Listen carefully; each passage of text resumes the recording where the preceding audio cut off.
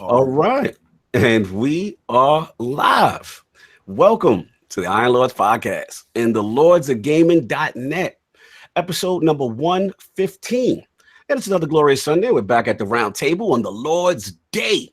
I'm very excited about our special guests. And we've got CD Projekt Red developer ranking, Cyberpunk 2077 controversies, end of E3, rest in peace Lockhart, and Destiny free to play to discuss. So we're going to get right into it. I want to introduce two lords who I had the pleasure of crossing paths with through Lord Rique of the Basement Radio Arcade Podcast and Lady Luca of the Scumcast. Not only are these two lords true friends of the ILP and extremely knowledgeable in the realm of gaming, but their combined passion for looter shooters is always welcome at the round table.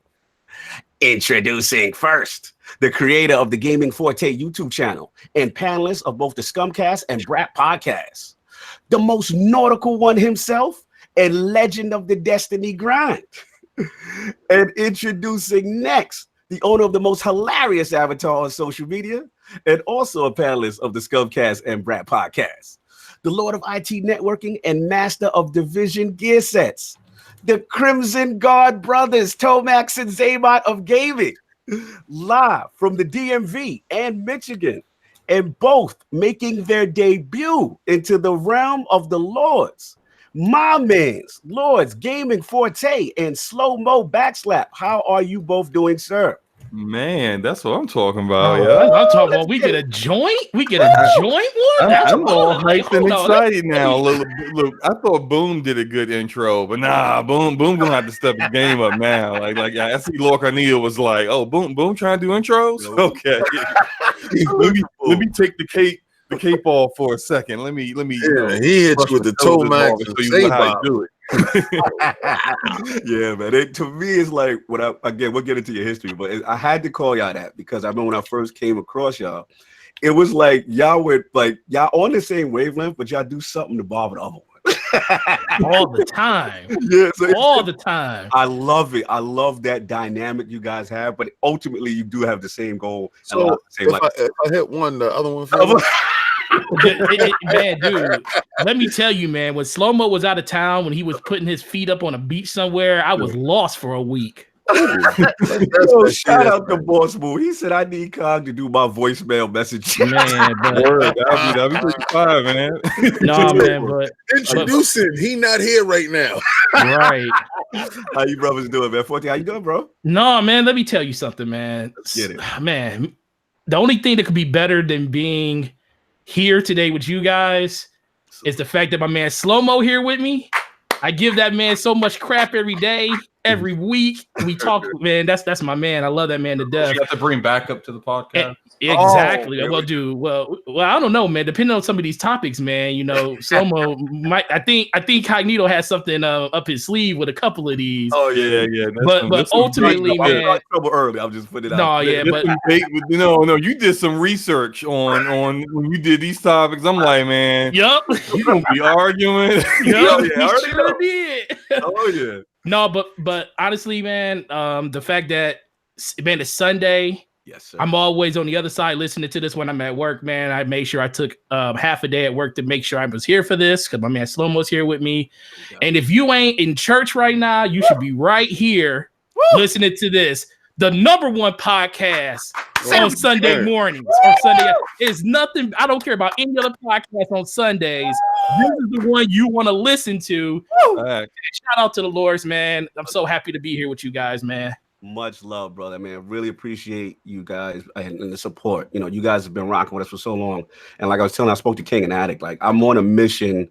Besides, look, we like the big names and all that stuff, but I like the people in the community, our people, you know what I'm saying, that really rock to support us, and we want to give back to you guys because you give to us. You guys give us energy in that chat every Sunday, and y'all like Slomo be lit. I'll be looking for his joy. Forte, you be there, starting trouble. Even on the last word, shout out there, but like y'all be in there, like so. It just I had to give back, you know what I'm saying. So salute and Slomo, you doing good, brother?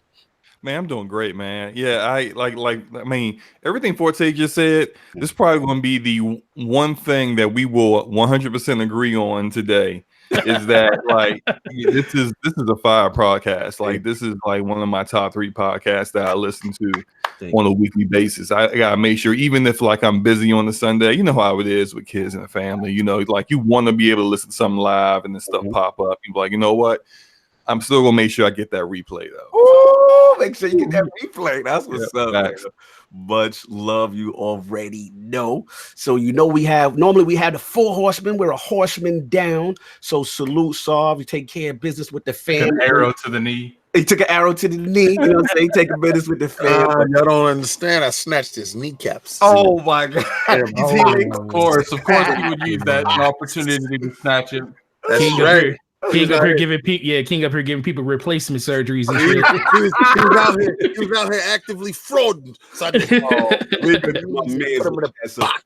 salute the Lord Denzel himself. You know what I'm saying? He'll be back hopefully next Sunday. We get him in track, but we still got the other horseman of gaming, my co-host with the co-most, my brother from another mother, the difficult game conqueror, and the how of the young wolf. My man with that breathtaking beard, Lord Attic. How you doing, sir? Doing pretty good with my breathtaking beard. tell him about it, bearded brother. Go get him. Bearded brother. Were you going to make a podcast a long time ago called The Bearded Brother? We had a lot of little things, on deck. But, just now you just came around with the camera. So I'm just like, okay, now we can talk. Because you can't call the Bearded Brothers and brother can't see your beard. I'm just saying. You act like I don't have it, though. I know. We know you got it. We got to visually see it. People could be like, he frauding back there. He don't got a beard. And I'm like, my man's got that beard, baby. Got that beard, baby. What's going on, man? What you been playing, man? A lot of Final Fantasy VII. Mm-hmm. I've been trying to fraud. He wants me to play the 2,000th hour of Destiny. You know what it is. I got too much new stuff to be going back digging in the crates. That's why you're playing arcade right beside you. You know what? That's what it is. When I come downstairs, I say you where you supposed to be, in the basement. Didn't you just say you were playing Destiny? Is that considered new? Yeah, man. I'm sorry, man. It's new stuff. So just Final Fantasy VII, sir? Yeah, just Final Fantasy VII. I have been playing a little bit of that. What you been playing? What's that game called that we were really excited for on the Switch, but I didn't play it on My the friend Switch? Pedro? No, it's like the RPG that. Xenoblade Chronicles? No, it's like, I don't know. I have to look. It's an RPG or it's an RTS? It's an RPG. It's not an RTS. My Switch isn't around here. It's on Game Pass. He said my Switch isn't around here. I'm curious. Battle Chasers, Night War? No, I already beat that for the Xbox a long time ago. You figure it out. I don't know. But you playing Switch, I'm happy. That's good. Right. No, he can't find his Switch. His Switch got up and left. Oh, there you go. What? This dude out here playing everything else but me. I'm gone. I'm looking right now what it's called. I mean, that's what happens when you decide chick, though. I mean, Johan Zelf said Wargroove? Wargroove, there it is. Oh, shout out to Johan Zelf. He was on it. He was like, Wargroove, that's what's up. I didn't even give him a whole lot to go on, too. He literally Googled games that are on Game Pass. Exactly right. You want to do the honors? Their game selection is so small. Oh my Lord. Shade. I love how he turned this into a Nintendo Switch disc. Yeah. Easy. Man, it wouldn't be right if you didn't. King, would you like to pay the bill, sir? Oh no, you go ahead. I don't got my glasses. Oh, okay, no problem. Weekly reminder that King O Solve needs the weekly get too far by sabotaging Solve to try and retain them. Salute the Lord. Hit that like and share. yo, Disney. Shank's still in the building. Ooh, don't make him come out and grab your knees. And, of course, we have the Lord. Oh my God, you making me laugh. Of course, we had the incredible Hulk of this, aka the Excess Gamer. Ooh, the Lord of Combat Sports, King of the Statues, who demands nothing less than that premium experience. It is the leader of the Fraud Alert movement. Ooh, beloved Lord King. How you doing, sir? I'm doing terrible. Today I came in from work and one of my shelves collapsed. That had Batman and Wonder Woman on it. If y'all can go back and look at those KOSs, those statues, deceased at the moment. That's why Aquaman is still here, because I came and I said, all right, yo, you know what? I'm gonna take Aquaman, put him on the DC shelf and set that up. And when I went in, as I was going inside the room, I saw Wonder Woman helmet like in the middle of the room. Oh no! So I'm like, niggas was wrestling in this bitch. I'm like, excuse me. I'm like, yo, they was fighting in there. What the hell? The statues was getting busy. So I look in the corner, Batman and Wonder Woman is just boom. Oh no! Oh man, that's your collapse like the DCEU. Damn, slow, damn. Yo, you know what I thought it was? I thought it was the Marvel statues. Was like we had enough of y'all two. They really outnumbered over there. Nah, but I saw some sway in the shelving. And I was saying, how can I reinforce it and stuff like that during the week? And I should have just removed them. I didn't. So I'm gonna give a whole tutorial on that later. But yeah, that's $900 out the window. Just boom, just like that. So, you know, sometimes you got to be careful on how you shelving your stuff. So if you see any sway in your shelves, make sure you fix that. It was supposed to be a fight yesterday. And Jamel Charlo was supposed to fight Tony Harrison, which would have been a great combat talk, but Tony Harrison injured his foot. Question mark. Okay. So yeah, you have Jamel Charlo fighting today. Some last minute subbing. Last minute subbing guys are very scary because you didn't have a chance to prepare for these individuals. So like beat what's his face? Oh yeah, Ruiz. So yeah, I don't expect anything like that because Ruiz was he was a top contender. No doubt. The guy that he's fighting is some hamburger helper. Oh my god, we comparing people to hamburger helper now. Well, you know what? I like this. I approve. Those dudes are gone. That's nothing. That's nothing. That's nothing. That was that for combat talk. Yeah. So this week I've been playing my Destiny. Iron Banner is crazy, but you said battle chases. And I remember last year that battle chases. I saw battle chases at E3, and I was like, "Oh man, that game looks so legit." So I'm in Game Pass. Lo and behold, look what Phil done did for me. What he did? What he did? He gave me battle chases for free. You know what? If you would have hit me up because I know the devs, I could have did something for you. No, I don't want your folk days. I don't want none of the finesse. You know what I'm saying? I want that Game Pass love. You know, when Game Pass embrace you, it's something crazy. Like you walk in Game Pass, you play, oh, you here too? How you doing? It's legit. I love it. So you doing that? That's what's up. Your battle chases is fire, man. Yeah, good RPG. Yeah, that last boss, man, I almost rage quit because I think like it goes like I was level like almost max level. People's like just level up. I'm like, dude, I can't level up anymore. Like it's like it's neither they want me to do everything perfect or I just die. Yo, you know what I found out in that game, which is really crazy. If your level isn't high enough, right, and you try to go inside a dungeon, they say, "Yo, you're not ready for that life." They tell you, you really want to put it on heroic? Like, built for this. Like, wow, that's great. It's a good game, though. I really enjoyed it. I actually reviewed it. I know you did. I saw a little bit of it and I stepped out of it. I gave you that like and I gave you a bye. Because I didn't want to see everything else. Yo, Digital Tiger already coming for you. Fraud Spencer is cancerous to gaming. Oh, they start. Yeah, yo, I hear you, bro. You can sit there in the bushes with no Game Pass. Do you?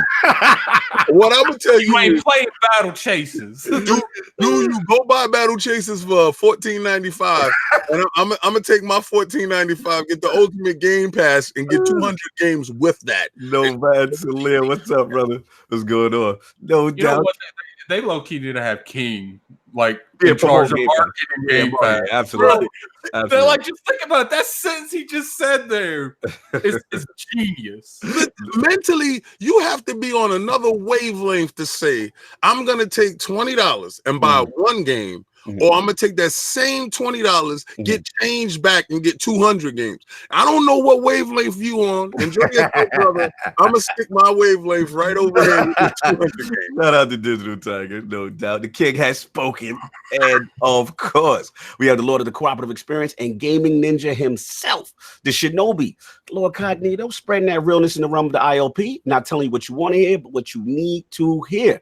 So, basic stuff, man. I've still been rocking Phantom Doctrine on the Switch, man. Absolutely love it. If you love XCOM and you love espionage spy stuff mixed together from back in the day, What's up? I hear you chirping. I hear somebody chirping. Cognito. Oh, there we go. Right, I was on my Xbox, right, and I had saw your name, but then I seen like next to your name, it was like a little box. And like, what is that? Are you inferring that my profile said I'm on PC, sir? Is that what you're inferring? What was the bouginess with that, sir? I mean, how was that happening? Who did that? Better question is how is the better question is how is the premium gamer not on PC? No, he's been on PC. No. He's been before me. He's been before me. It's just that PC to play these games on PC. Yo, you know what, Addict? You won't. And I'm not gonna lie, because I have an 88-inch television upstairs, and I'm really not gonna sit here on the 40-inch monitor. That's not gonna happen. That I'm sorry. That's where the bouge is definitely. I like to sit back on the couch. I like to, you know what I'm saying, like see that. Yeah, I feel that. Look at King over here. Spend all that money on a PC to do podcast stuff. That's the best part about it. That's the best part. But like King was saying, yes, I was trying out the new game bar. Shout out to Dan McCullough, Xbox Live, and Mikey Barr. Man, that thing's fantastic. They've got an interface that is sleek. I just love everything about it. The way you can customize. They even Forte. They even got LFG built in. Or for in the joint, and like it is just so impressive. You got your resources in one corner. You know what I'm saying? I put a picture up. You got all these different options that you can even listen to Spotify integrated on top. And for you controller dudes like me who go to PC before and you're not a keyboard and mouse dude, like everything works with the controller. Like literally, you do not even have to touch the keyboard and mouse. You just hit the Xbox Live button like you on Xbox. Boom, everything comes up. Then you start moving around, configuring your sound. Fire. So that right there will get me to do what Addict say I'm frauding on. See, I'm waiting for Addict to get his fraud alert because I know it's gonna be legit when he get his fraud alert. I'm just gonna get like a little shelf on my head and just put it on it and let it keep going all the entire podcast. Shout out to Sim Rob with his PC Master Ring. Oh, Rob from Surgery up in there with one on. That's what's up. Monkey Punch was going on. You already know Joseph Elliott was going on. So yeah, that's pretty much it. Real quick, I want to bring some attention, some hear ye talk before we get into the show. And there's a lot of stuff going on the site right now. I just want to bring it to everyone's attention. You can hit that lordsofgaming.net when you get a chance, and see this little section right here. Check this out, man. We got a shop right in the section. You hit that button, take you right to the shop, and we got them new flavors, y'all. We got them new flavors right quick. The Knights of the Realm is in the building. So make sure you cop that, support the front and the back. You know what I'm saying? We got that going on. And then, of course, highly requested, we have the 4 Horsemen of Gaming up in the spot. You know what I'm saying? All horsemen together. You know what I'm saying? Again, Lords of Gaming on the back. Make sure you support. And then finally, a little special commemorative edition for all our peeps that went out there to E3, the E3 2019 special edition jump. You know what I'm saying? So again, that is the back of the shirt. So y'all know off top, still got your Iron Lord crest rocking and rolling. So again, if you get a chance, I'll put the links in the description. We'll put all that good stuff up. Check out the Iron Lord podcast shop. We got flavors. You got that lordsofgaming.net too, man. There's a lot of stuff, new stuff up in there, man. So check that out when y'all get a chance. We are rocking and rolling. And Cognito, you need to tell me, dude, can go and get the E3 commemorative 2019 shirt? Are you serious? Yes, it is live now. It's live right now. I can be part of that E3 2019 Iron Lord's love. Yes, why don't you show me that shirt, King? But let me tell you something, Gene. I made sure that was up yesterday. So there you got it. Everybody hit the store up when you get a chance. Just some new flavors that have been highly requested because I know a lot of people wanted all the Lords together. So we got them all together, the Horsemen and all that. Citizen said, I hope they make sure they spell my name right. He's shooting a shot. Anyway. We're going to name you the one-armed man. Shut up. So that's all I got on the business front. And we did what the Lords are playing. But I want to start with Lords Forte and Lord Slomo. Their video game system history, their journey as content creators, and of course, what led them to the Scumcast and B.R.A.P. podcast. So let's start with Lord Forte. From the very beginning, sir, what's some of the video games you got? What got you into gaming? Oh man, so I go back Atari 2600, man. That was my original. I remember my mom put that. I opened that up under the tree, lost my mind. Me and my little brother used to go at that thing, man, and it was glorious. And then what really got me into gaming was Final Fantasy VII. That was my first game that officially told me that I was like, okay, I don't like just playing sports games. I like playing other games too. So I got into that game. That was my very first one. It got me into going back to 5 and 6. And I still think 6 is the best of all of them up to this point. But Addict, do we agree with that? Do you agree with that? I need to hear. He's a Final Fantasy connoisseur. Is 6 the greatest? 6 the best. Addicts in the bushes. We'll come back. Yeah, we'll come back to I will speak for Sorry, him. I was muted on multiple Final Fantasy connoisseur. Then yes, then 6 is the best. Because look, at the end of the day, the only game I'm willing to not even hit that argument with is 6. Okay, so 6. We in agreement. If you split, like I personally don't even think 7 is the best. I think. I really am true. Besides 8, I think 6, 7, 9, and 10, like they're around the same ground. Just some are a little higher than others. Yeah. I can feel that. It's like 6 and 7 are on that broken broken elevator that just keeps going up and down, up and down. No doubt. So 7 was just more of a mainstream thing for me. 6 was like that breathtaking experience, and I was like, "Wow, nice!" It's because of the main antagonist, dude. Exactly. Yep.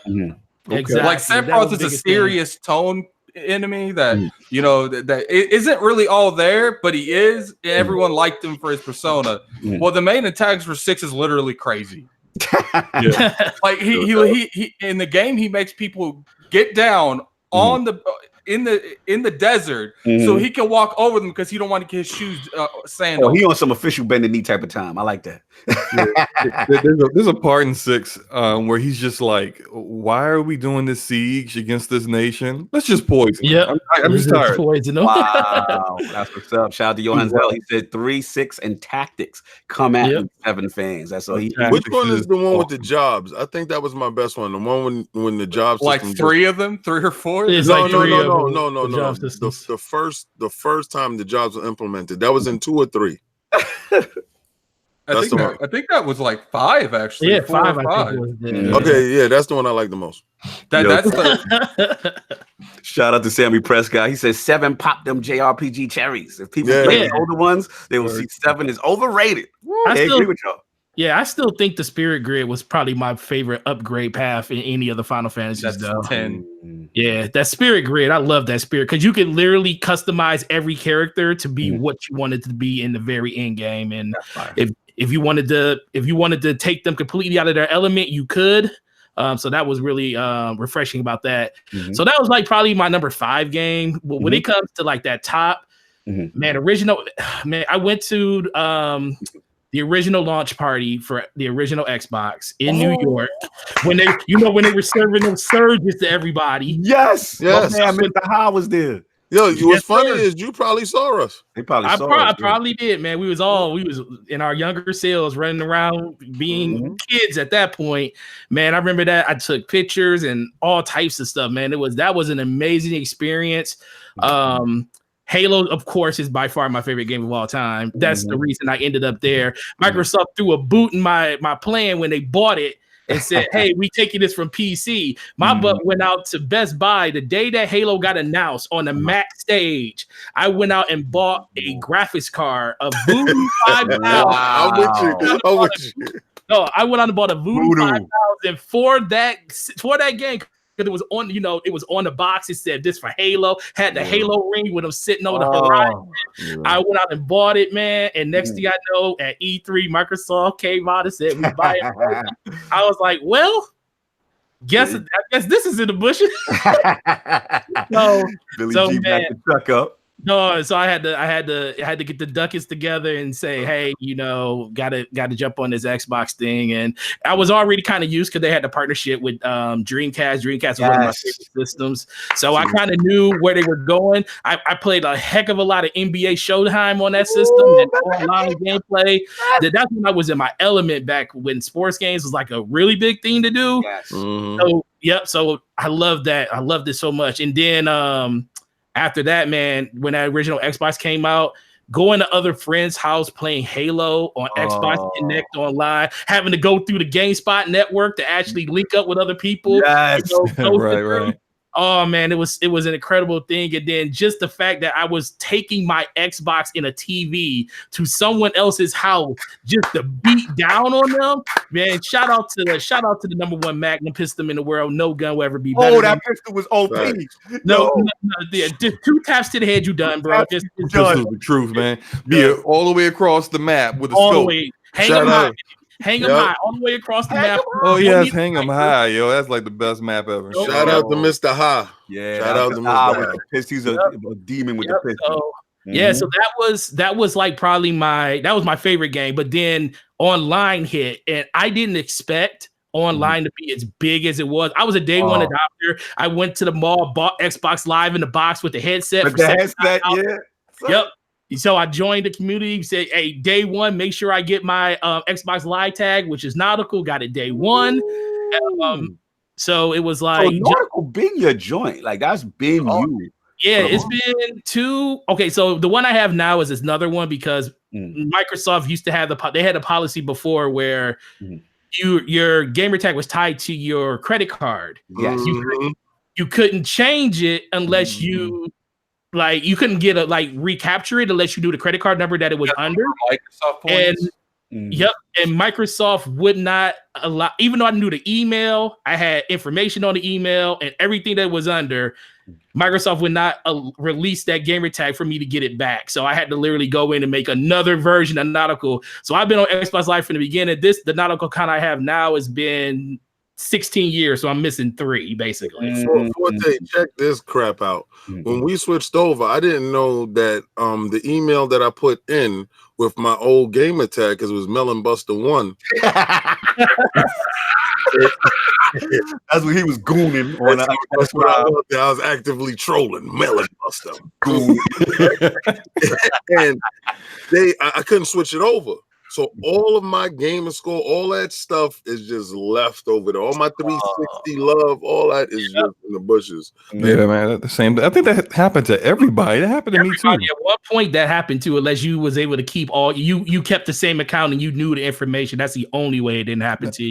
Now, see, what happened to me was similar to King. I had my account under my my college email. Yeah. And so then once I graduated college, after a certain while, they just shut my email down. I couldn't get into it.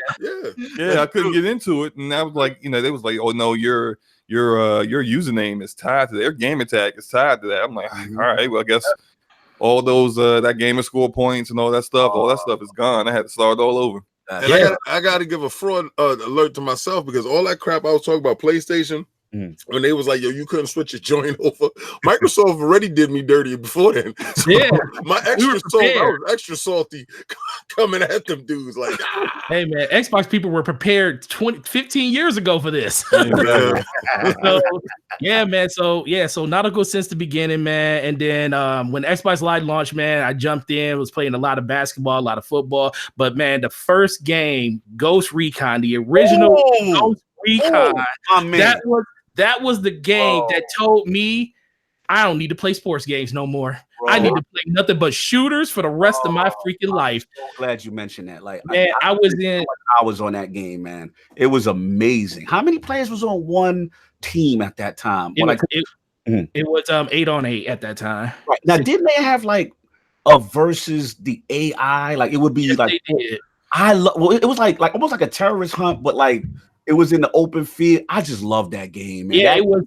Yeah, the first one, that one was where you, in order to get the weapons to use online, you had to go through the single player campaign to unlock them, and you had to beat certain missions to get all the weapons. Man, once I was probably the number 2 clan. Shout out to the infamous fan. Those my peoples. I still friends with them to this day. Wow. One of my boys, C's. He's a top streamer on Twitch. He's doing his thing. So shout out to that man. But man, that right there is what my competitive side of gaming really came out.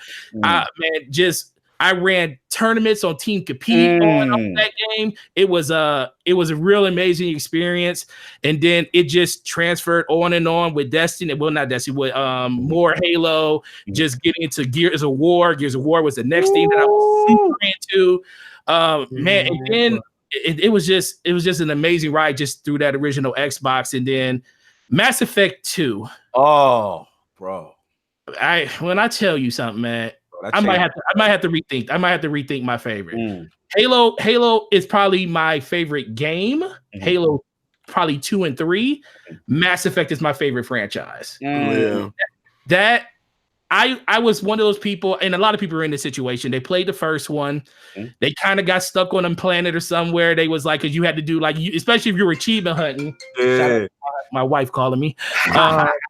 But yeah, especially if you achievement hunting, you like looking at achievements like, oh, land on a planet that has been unexplored. And I landed on this planet and I couldn't get off the planet. I was like, how do you go back to the ship? How do you get back to Normandy?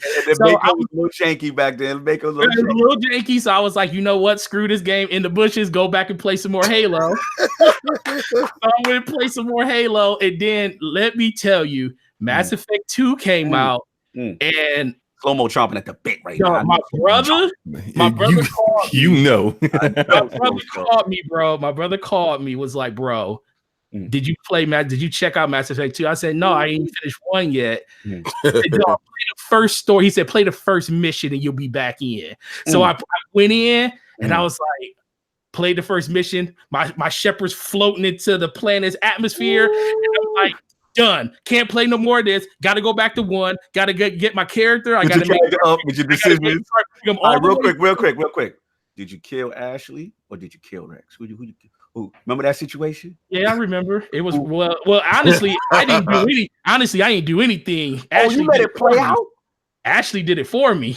You let it play out. I didn't expect. Well, see, I didn't expect that. I was like, trying to play both sides of the fence. Gotcha. And then all of a sudden, Ashley was like, enough of this nonsense and blasted Rex in the head. I was like, what? I was like, no. Shout out to Ashley with the hot temper. Shout out to Ashley. Ashley had to get that heat because I was keeping Rex. Rex was my dude. So you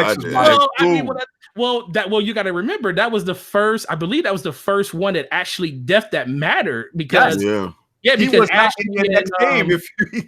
Because Ashley and what's the name was what's the guy's name? Because I think everybody had Hayden. Yeah, that came after that when you had to make the decision for that one. But it was like Rex. I didn't expect the permadeath thing. I knew it was in the game, but I kind of wasn't thinking about it at that point. Fire. And then when she pulled the gun, I was like, no. If you had high enough Renegade or Paragon rating, you could talk them down. And I pretty much was like, yo, look, Rex. Oh man, this is gonna be how it is. The only experience I've ever had with something like that was Until Dawn. And I remember the Asian chick. I was trying to keep her alive, and she was going off these little that grind up stones and stuff. It was like a conveyor belt. Yeah. And I was like, okay. I was like, all right. And I remember I wasn't paying attention. I think I was on my phone, and she tripped and grabbed one of them. And it's like press X, and I was like, oh my god! I went to grab. Exactly. I didn't press it in time. She literally fell in the grinder and just grinded it all up. Damn. Yeah. So rest in peace, Rex, y'all. For those. Yeah. Rest in peace, Rex. Man, it was sad not having him in the game going towards the rest of it, but man, that was an enjoyable experience. I destroyed the collector ship. I refused to let the Invisible Man have it. Yeah. I lost Jack in the process of it. She was in my.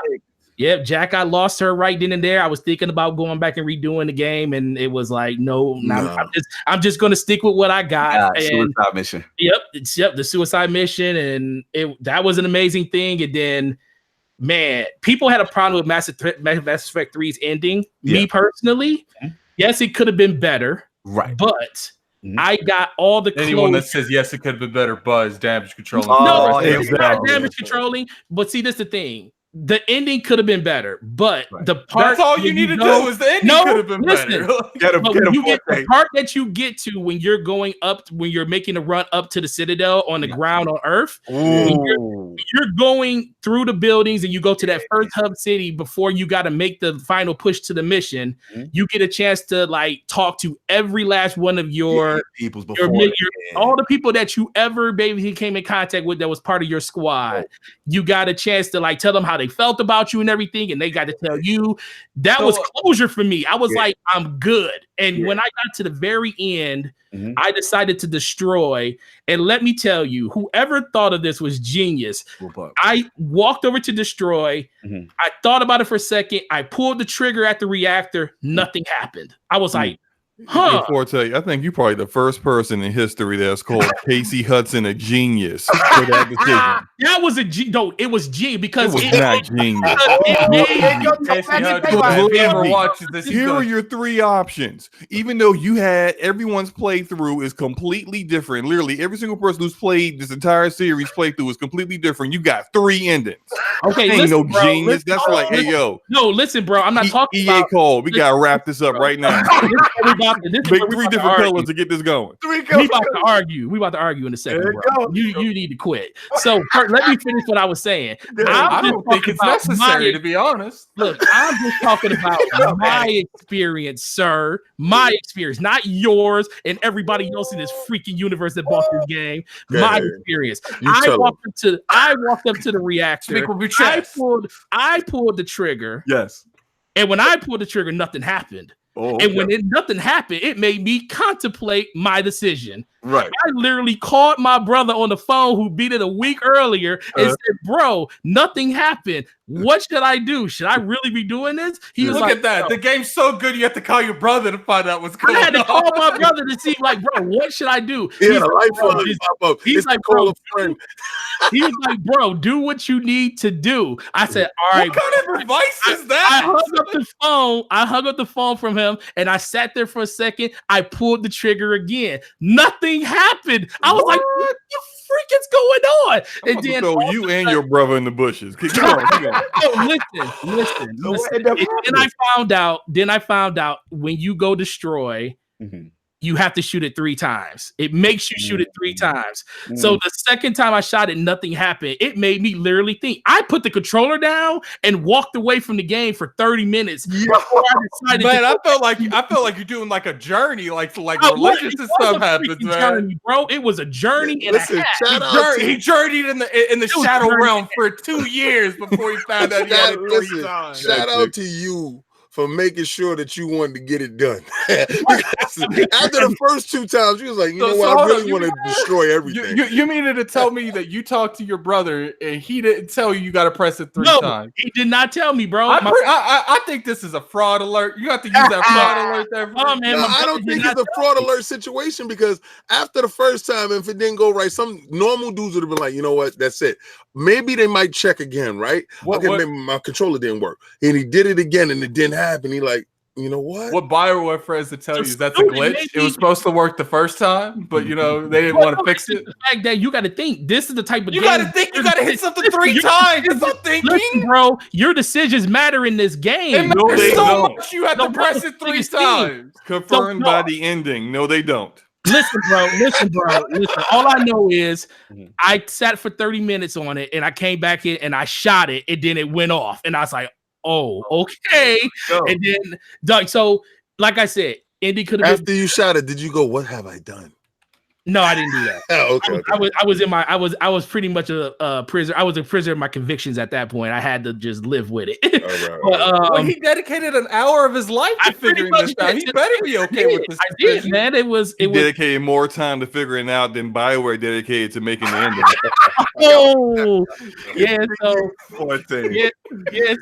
Yeah, man. So that was it for that. And then probably the 5th game. Any order it's in, I contemplate every time you guys talk about people's top 5s and stuff. I always say, I'm not gonna put Destiny in my top 5. Of course. I can't put Destiny in my top 5. No, I keep telling myself I can't. I keep saying I can't because I have a real love-hate relationship with that game. Right. I really hated Destiny 1 partway through, and then I started loving it. Same here.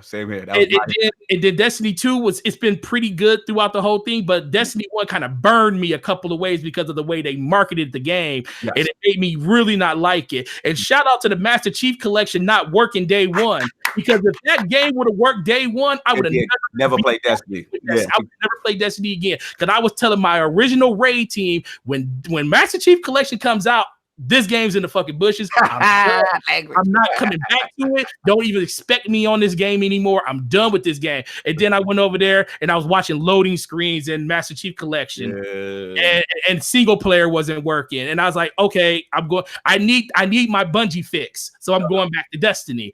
So Destiny, man, it's in my top 5, mostly just because it's a love-hate relationship. But shout out to them.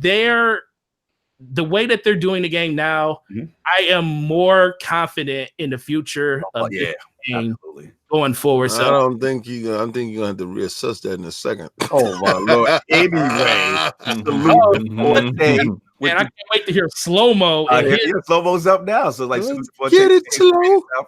So it's Lord Slomo. The very, very intense history. I know a lot of it, but I want to see if I get any more gems from you. What was some of the first video game systems you had? What got you in the game?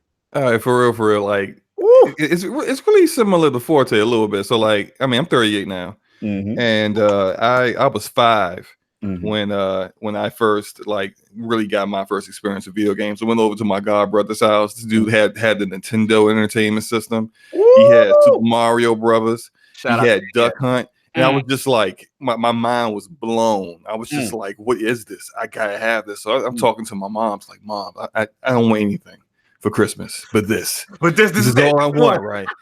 But you know, me being a kid, me not knowing how our financial situation, what I ended up getting was an Atari 2600 in an open box. Tell me. I really want to go in on that. Hold on. Shout out to Earl Shanna. Yo, good looking for the $2 super chat. Thank you so much. I'm glad that we can make your day. If you stay tuned to the rest of this, you're gonna pee on yourself. Shout out to moms for doing giving you the open box dirtiness. Was it in the bag when she gave it to you? No. Look, I remember getting it like she talked to my pops. My pops came through, and she was supposed to wrap it up before I saw it. So we were leaving school, and he stopped at my school, and I vividly remember this because I'm thinking he's walking up with the NES, and I'm like, yes, and then I looked down, and I was like, you're like, what's this? But still, look, it was an Atari 2600 with a bunch of games though, because 2600 had been out for a little while. Time out. Shout out to your pops for the pimp decision. Because let me tell you something. You know what happened, right? Because this happened to my kids all the time. Now I can go in there and I can buy them new stuff, right?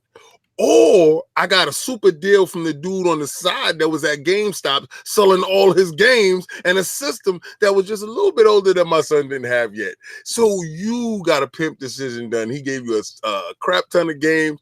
And shout out to your pops for getting you into gaming out here. Yes. King got the side deal at GameStop. I feel you. Yes. Right. So I mean, like, I eventually did get an NES, and I became a Nintendo fanatic for a good long time. Like, I wasn't like in the console war and hating on Sega, but I wasn't much of a Sega dude, you know, like one of my best friends would get all the Sega stuff, I get all the Nintendo stuff, and so like whenever we wanted to play, you know, one or the other, you know, just go over your boy's house, play that Sega, you know, come over here, we play this Nintendo. It was back in the day, right? Your man had the console, you go over your man crib, you check it out. This is what I'm saying, Slomo.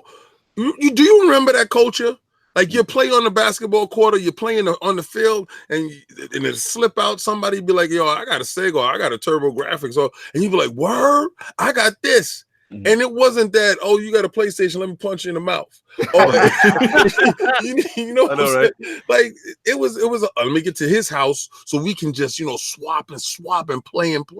I don't know. It's kind of different. It's very different now, man. Yeah, the guy, my friend down the street from me, man, he had like the original Teenage Mutant Ninja Turtles. Loved that game on NES. And I went down there and said, bro, here. He said, what you got? I said, I got my Contra, I got my Life Force, I got my Marios, I got Metroid. I mean, not Metroid, all the Mega Mans. He's like, yeah, which one you want? And literally, we would have each other's games for like 2-3 weeks at a time. That's how it was, man. Continue, Slomo. He taking us back. Yo. So let me speed this up a little bit, man. I got to, let's see. I was always on my Nintendo, but then like when I started getting to RPGs for real, it's like so.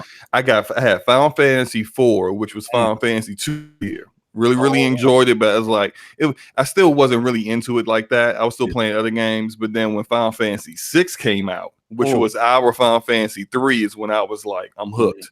Yes, the story is fired. I Kefka was pissing me off, or I was like, man, I gotta finish this game. So like, I'm playing this game. I'm in high school at this point, loving this game, and I'm talking to this guy at my school, and he's like, yo, Final Fantasy 3 isn't as good as Chrono Trigger. And I was bro, like you about to get smacked. Like, what you talking, right? So, but I'm like, I ain't never played Chrono Trigger before. So I'm like, well, all right, I mean, prove it to me. So we traded games. Okay.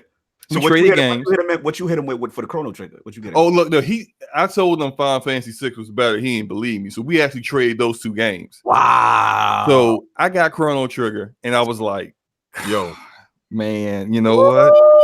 He might be right. Chrono Trigger, that game, good grief, like it changed everything. Chrono Trigger was lit. Chrono Trigger was so first game I ever played that had multiple endings. Yep. And I mean, just like it was so amazing. And so the day, so we said we would do a two week trade. The day I was supposed to bring bring him Chrono Trigger back. Shout out to you for frauding. Shout out to you. No. Shout out to you for frauding. You got there. You was like, but what happened was. Oh no! Look, wait. So I'm in high school, right? Before I was supposed to see him in class was after my gym class. I'm in gym class. I got the game in my locker. Some dudes is in the locker room smoking weed. Yeah. Coach comes through the locker room. They threw their weed into the first locker they saw and ran out. This is no lie. Seriously, I'm outside for gym, and there's smoke just coming out the locker room. And I'm like, the fire alarm had gone off. I'm laughing like I'm like, man, what happened? We go home early. Somebody locker burnt all up. Come back in the locker room. It's my locker. All my stuff gone. Chrono Trigger gone. Now, bear in mind, the school and the county was like, we're gonna reimburse you for everything. So your clothes, everything, your books, everything you had in there. So I mean, I told them I had Chrono Trigger in there. Yeah. And then I told them I had like 4 more games in there. They weren't really there. You said, my entire NES library. Shout out to you for doing the King special. That's what you're supposed to do. I had Rob, remember Rob? I had the light gun. All that was in that. Exactly. All that was in my book bag. How'd you get all that in your book bag? Don't worry about it. It's all burned up now. You can't tell. The pre-release Sega CD in there. It was He walked up to the principal and said, tell me I'm lying. Possessing a tragic situation. So I got that stuff all back. And I mean, look. Yo, Cog. He fell on the floor on both knees and said, my Neo Geo. My Neo Geo. Did they saw that retail price on that Geo? We're not going to be able to reimburse you. Yeah, exactly. We're going to have to see some receipts here, sir. Exactly. Neo Geo, $700. That's when someone wish he would have VCR tapes in there because he could have definitely pulled it off. Continue slow, my man. So I was big on Nintendo until they tried to pull a boss move and stick with cartridges on N64. Yeah. Now look, I still had N64, but when Final Fantasy went over to Sony, that's where I went over to Sony. I was like, all right, that's it. I mean, I'm cool with you guys, and they still had the best wrestling games. THQ held it down on the N64, and that's pretty much primarily where I played that, and Smash Bros is what I played with my friends. But when I was like, for my own single player experiences, Sony was where it's at. Final Fantasy 7, that trash Chrono Cross, Chrono Trigger wannabe game. I played through that. I played through everything. I mean, Metal Gear Solid, all that great stuff, man. So like, I really got into that. But then when the Xbox came out, man, Halo came. Man, look, like when Forte was talking about how you would have these big LAN parties. And then you get Halo, and then you just get that, like, we'll get a Switch, and just be get a network load. You get a Netflix switch, you get that joint, you get your Ethernet cable, 4 TVs. You already know what it is. Yo, everybody became network engineers when that joint. Exactly, like everybody got like, well, this is what you gotta do, man. We gotta get this all hooked up, you know. Trying to get your power management all leveled out so you don't cause a fire and whatnot, man. Oh man, I loved it. I loved it. And that was the level of word of mouth when you found out that you can net link your systems together, because they didn't really explain it to you. Nope. But people found out. They found out, and that's when the community let me tell you what you could do with Halo. What? Yeah. You can link that up like that. This is what you need. And when you financially figured that, because I know Microsoft knew, but they was like, financially, you can't be telling these dudes to do this. Like, true. Purchasing TVs and like financially, we can't be liable for what's going to happen here. And when we did this, because on the weekend, Channel 5, that's our base, that's our foundation. 16 dudes. I cannot stress this any. And the reason why it's so amazing to me to this day is because shout out to my auntie for dealing with a house full of 16 teenagers. Playing all of the level of, I couldn't do it. I couldn't. My kids will. They're gonna hate me because it's not gonna happen. Shout out to the queen, Mama Cognito. Yes, allowing that to go down. We linked those up and we played. And these experiences, when you say it, I'm like, wow. You hear other people doing the exact same thing. Like when Slomo's talking, I'm like, yo, this is crazy. You know what I'm saying? Shout out to Sin, because it just shows that it was the same mindset for everyone, and wherever you lived at, people were doing the same thing. It's crazy. Yeah, you know what? I'm excuse me, King. I'll tell you why she did it. I'll tell you the same reason why she did it, the same reason why my boy's mom did it, why my parents was cool with it. They were happy to have 16 young men, and for us, young black men, in the house, not out in the streets. Literally, that was my argument, Slow, because I told her, I said, you don't like when I'm outside, you don't like when we run in the streets. I said, you know where I'm at. We're just here playing games, and that's how we got it to finesse it and work out in the crib, yo. Exactly, man. I remember the only time I can ever recall this is me and all my friends playing Halo all night long, and then realizing, like, man, the sun just came up. Yo, do you know I lost many relationships because of that? Like they literally would not believe that we were playing games from 7 to 7. They was like, "There's no way. There's got to be some broads over there. Y'all lying." Yo, and I said, in your head, what do you think? They walking around in negligee serving us drinks? Like, what's going on in your head? We playing Halo, baby. Wall used to come in the room too and check. Remember, she's doing a little peek. Like, what's they really playing? Yep, 7 to 7. They got to be to work at 9 a.m. That's what it was. Slow, tremendous history, brother. Wow. Yeah, man. Are we doing the top 5? A top 5 game? Yeah, you get your top 5. Man, got you. All right. So honorable mention will be due to that Halo Combat Evolved. That's my honorable mention. Because of all the time I put into it, man, it's got to be. That game was my introduction into first-person shooters, and the reason why I still will always give a first-person shooter a shot, even to this day. But my number 5, is the godfather of looter shooters. Borderlands. I already knew he's gonna do Borderlands. I knew the game that at this point right now still has the best build diversity out of any looter shooter. Still has the most unique guns out of any looter shooter, and the only looter shooter that has a story that's actually worth paying attention to. You kind of got us. Are you hearing these expressions he's putting out there? I see that they're very pointed at other games. Yeah, he's trying to dig. He's trying to dig at something, but I mean, is this hurting your feelings right now? Dig at something. Wait, he's trying to dig at something, but it doesn't hurt my feelings because I agree with him. We got to give that. We got to give him that. I agree with you on that, bro. Okay.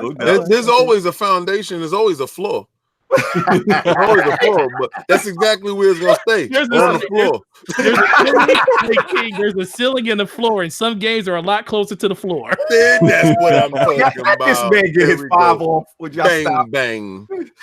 All right, so number four is Final Fantasy VI. We talked about it already, but yeah, like that great story. I love how I remember playing the game and then thinking I was at the end. When you flew on the Sid airship to the island in the sky, and you're thinking like, all right, I'm about to take this dude down. And then next thing you know, like there's a whole nother half of the game left.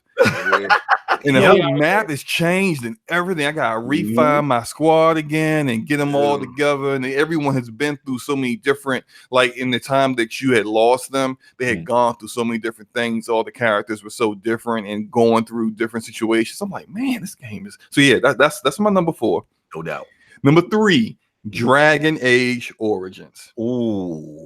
Dragon Age Origins. I know a lot of people don't rock with Dragon Age. No, you're the first person on ILP to ever mention it. Put it in the top 5. Salute. Continue. Dragon Age Origins, Dragon Age Origins has an antagonist where you defeat your antagonist through a debate. I think like it's a debate among all the lords of that entire kingdom at the end of the game. Like that's just completely unique. That's unique. It's super unique. I loved how I could tackle each area of the game in a different way. Like I could choose to go after the elves and get their alliance, or I could choose to go to the circle of Magi, or I could go after the dwarves. But depending on which one you chose could really determine like how difficult the game was going to be or not. Because I mean, each area had its own strengths and weaknesses, and some of those enemies were a lot harder to kill than others. The characters were awesome, and I think probably one of the better writers that BioWare had, David Gator, wrote the entire lore for that story. David Gator also wrote Baldur's Gate and a lot of other stuff that they did. And yeah, just shout out to that game. I love that game. I played that game so many times. Borderlands, Dragon's Den. Well, we got to round it out. Okay, so we got Borderlands 2, Final Fantasy 6, Dragon Age Origins. Number two is Mass Effect 2. That's my number 2. Best game of that series. Now, for me personally, Dragon Age is I enjoy the Dragon Age series more than Mass Effect, but I have to recognize Mass Effect that trilogy is probably the best trilogy ever created in video games. Yeah, it is a higher quality trilogy. Unlike Forte, I didn't stop playing Mass Effect 1. I played through 1, and then I was like, man, you know what? Let me play through it again as a renegade, just all renegade options. I'm just gonna be the most evilest bastard I can be. Then I was like, you know what? Let me go play through this again as or Paragon. Every time a Mass Effect game came out, I had to do 3 playthroughs. And I made sure I kept my game saves. But Mass Effect 2, that suicide mission, good grief. But one of the best in games. You felt it when you the tension. The tension that you had, like you had to make the right decision. It wasn't just that you had to make the right decision with the right member for the right job. It's that you had to have their 100% complete loyalty. Yes. Yep. And if you didn't have that, they would distrust you in that situation, and they could fail. Or even in some situations, if the person fails, someone else dies. Yes. As a result, and you had to have your ship fully prepared. Exactly. If your ship wasn't fully prepared, you would lose people just getting to the actual. Oh, it was great. That game is fire. Gaming. Yeah, all those characters. And so to my number one is Chrono Trigger. Wow. So that is my number one. When we talked about it earlier, Chrono Trigger. But like I said, first game I ever played that had multiple endings. Only game I can think of where, like, no, I think it was the first game I ever played that had multiple endings, and the first game I ever played that had New Game Plus.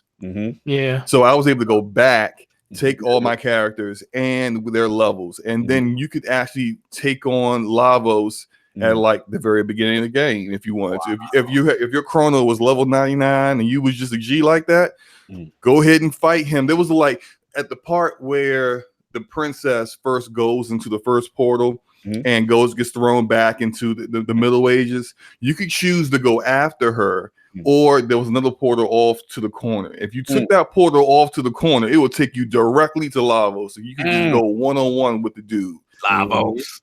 That's what's up, bro. These top fives is lit, man. I like what I'm hearing from y'all, man. I gotta say, man, this is some true game of top fives in here, man. Lords are impressed. Yes, sir. I do what I do. I do what I do. No doubt, man. To the tremendous histories. We got a lot of show. We got to move on. We got a lot of show to get into, but we're gonna hit these topics, man. And I'm gonna set this off. The first one off the back. It's actually a CD Projekt Red. There's a lot going on with them. You know what I'm saying? There's a lot of controversies in the street, but I want to, before we get into the controversy aspect, I want to start off with the positive first. And I just want to start off with just them as a developer. Like, where do we kind of see them at? You know, where they are in your little hierarchy. So let's set it off with a Forte. Like, just CD Projekt Red. Where do you kind of rank them as a developer? Or are they overrated to you? Like, where you at with them? Oh, they far from overrated, man. It was them. Like, when I played the very first Witcher, I knew it was something special. It was a little broken and janky in a lot of places, but it was a very enjoyable game. The second one, when it came to Xbox, I was like, oh, this is way better. This is a way better experience. And then I also played it on PC too, so that was really cool. But Witcher 3, man. Woo! Witcher 3 set the bar so high. For a game of that magnitude, the fact that the DLC is in some places are better than the main story missions itself,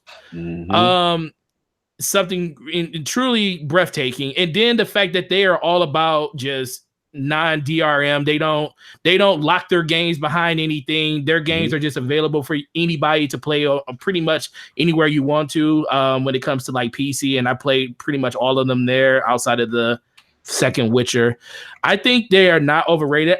Once I heard that they were beefing up their team to make it a lot bigger because they had a really ambitious thing they wanted to do with Cyberpunk 2077. I was like, fine. Most times when you hear people building their team still, it's like, man, how long is this game going to be? Because they announced it in 2013 the first time, and I was like, man, it's already been 6 years since then. But when they said it, I was like, no, I don't care. I'll wait because I know it's going to be fantastic when it comes out. And yes, they are literally towing a line that they can literally knock it out the park, or they can let people drastically down. And that's the one thing I like about them, because they are not afraid of the pressure that they put on themselves. Yes. They are the developer that they throw everything to the wall and say, this is what we make. This is our vision. They don't compromise their vision for anybody. And that's what I enjoy the most about their games. And we'll get into that even more with the controversy side of it. But dude, I love them. They're probably not my favorite developer, but when it comes to them being an independent studio, they are by far one of the best out there, and I salute them for everything they do in this. Who needs a marketing team when you got fanboys like you? Oh man, they don't need. Look, man, they don't need to market their games. Listen, bro, they don't need to market those games. They announce more people, and I'm just like, when's the game coming out? Oh my god! Nah, man, the game. Hey, shout out to you, man. If you want them to rush that, if you want them to rush that game out and cap it at the knees, more power to you. I'll wait to 2022 for that game if it had to come out that long. No doubt, Lord Slomo. Where do you have CD Projekt Red ranked? I think they're definitely top 5, but they're not my best developer because I think their actual combat in their games has been lacking, and that's something that they need to. That's the second time people don't like the combat. that's the second time I heard they're not my best developer. But go ahead. I know the way Gaming was talking. What was his best developer? Hey, like, bro, if that's not your best, God bless the best, baby. No, man, but just like I do appreciate their improvement over the years. Like you take The Witcher 1, it's okay. You know, but The Witcher 2 was story-wise amazing, but to me, I couldn't finish the game because the combat just the combat was so, to me, broken and convoluted. I just couldn't finish through it, but I really enjoyed all the details in the story and just really all the different characters I was meeting up until I finally quit it. But I got rid of it. Yeah, but like for them to go from there into The Witcher 3, The Witcher 3 combat, it's not amazing, but it is better than Witcher 2. And so now that all that said, when I saw the gameplay last year of Cyberpunk 2077, I said, "Yo, this is the game went from I'm gonna pick this up for sure to I gotta get this game right now." So now, like, they are a developer. They're one of the few developers that everyone gives them time. Everyone says, "You know what? For this game, I'll wait for it. I'll wait for it to cook." You only get that from Naughty Dog I've and never Rockstar. heard anyone say I want a game to be rushed out. I always hear people say, "Take your time." You know, we don't want the game coming out broken. But when it comes to this, you acted like this is the only studio we say that to. Like we say that to every developer. No. There's a certain segment of people who always say, and I'm one of those to say, I'm never about rushing games. If I'm the kind of person who's gonna be like you.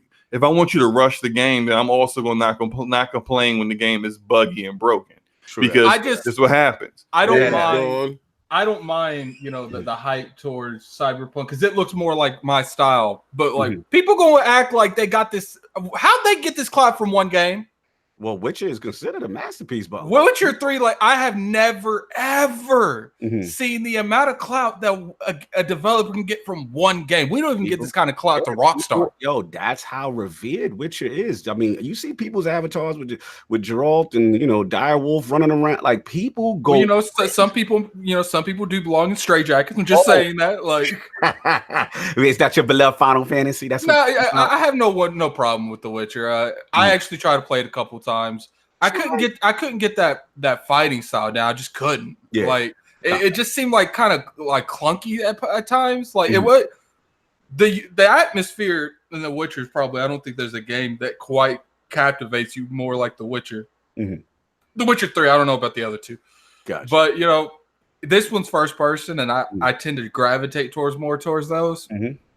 But they're probably the top 5 studios, and I don't even really like the games like that until Cyberpunk comes out. See, that's where I am. That's where I'm like, their games are okay, but I can recognize quality. I can recognize that a ton of people are obsessed with the games they've come out with and be like, you know what, all right. And the fact that they get that kind of clout, I can put them in the top 5. But for me personally, it's just not really going to be my jam all the time. They might be top 2. Oh, B.R.A.P. in the building. What's going on? I'm gonna have the fraud alert on you. Come on, Lord. You walk in the room, you got the fraud on you. Talk about they might be top 2. Nah. Hey, they might be. Look, I ain't gonna like them after I talk about them. Go ahead, bro. I agree with the combat. The combat's a little shoddy. It's not the strength of any of the Witcher games. Witcher 2, the combat was so. How is the fighting mechanics? The fighting mechanics, the thing you do the whole game, that's kind of shoddy, but they're the top 2 of the developers I've ever used. But the combat is probably 60. Wait, but they like the ambiance of the game, though. No, it's the sum of all parts that work so well together, and the fact that. Look, let me tell you something. The brilliance of The Witcher 3 is that even the side missions don't seem like tedious side missions. They make sense. You know what I mean? Like if you play the Bloody Baron, the Bloody Baron is what. It's one hell of a story, but it is. I mean, it is. Fighting sucks. But the fighting's also. If you read the books too, the fighting his fighting style, Geralt's fighting style is based on like fencing. Oh, they So tell you I- that in the books that the fighting sucks. Well, so they started the damage control for the game. They say, yo, No. put it in the books that the fighting combat style is broken. So these guys have superior low expectations, but No. the ambiance. They of the was game like, goes. they was sitting like, we don't want to hire an actual person because I don't think they actually had anyone that was specialized in combat design working for us. Oh, they've already confirmed that they finally went and got someone. So Yeah, the they greatest have developer anybody. in the world didn't think it was a good idea Hey, to hire look. someone that actually does that stuff. Look, what they did with The Witcher 3 was, to me, it's still game of the generation. I put it up there. Nah, bro. I put it Come up there. on, man. Throw that So in there. I said And I'll put it Forte, up- my I'll- bad. I'll put it up there with Enrique. I'll put it up Laptop there with it. Persona 5 too. Yeah, That's bro. two That's Game of how, the generation, but the combat isn't good. yeah, that's hyperbole. Because you can't just judge one part of the game. It's a sum Yes, of you all can. parts. You can Red- judge Red the Dead main got Game of the murdered generation Let me tell you has to something. be The- at least okay, good but the- at everything. Slow-mo. The As thing a, is, as a though, basement Slow-mo, level, it has to be at Slow-mo, least good at Slow-mo. everything. Slow-mo. Here's the thing, man. Oh, no, I can't say that because that's we're at the Lord's We're the Lord- table, and You know I was what going it to is? say something that's inappropriate to kind of relate to I'm just This an gonna invasion? combat and how other things can make up for the lack of No, certain things. But nothing can make No. up for the lack of it. So No. listen. You know But what wait. the fact is? The fact is, you like the crafting, and it's okay. No, It's but the okay. story, but the storytelling and the world, how immersive the world is, and the characters, and I'll how be honest. how unique each Look, character is. I'm sorry, like if it's something small, like something nitpicky that you don't like, that's one thing. But if it's the combat, the core of the game, and that's not the greatest, it goes down a letter automatically. You rap. What's that? He said continue on your fraud. Oh no, I mean, no. Look, guys. I mean, look. If there's a weak Lord. point in the game, yes, I would say I would agree with you. It's the combat, but I think the rest of the game, for me at least, like it wasn't an experience where I was like, God, I can't stand the combat. Like, yeah, the combat wasn't a strong part of the game, but the rest of the game, the exploration, the character development, the story, the way the game just kind of sucked you into that world. You know what, King?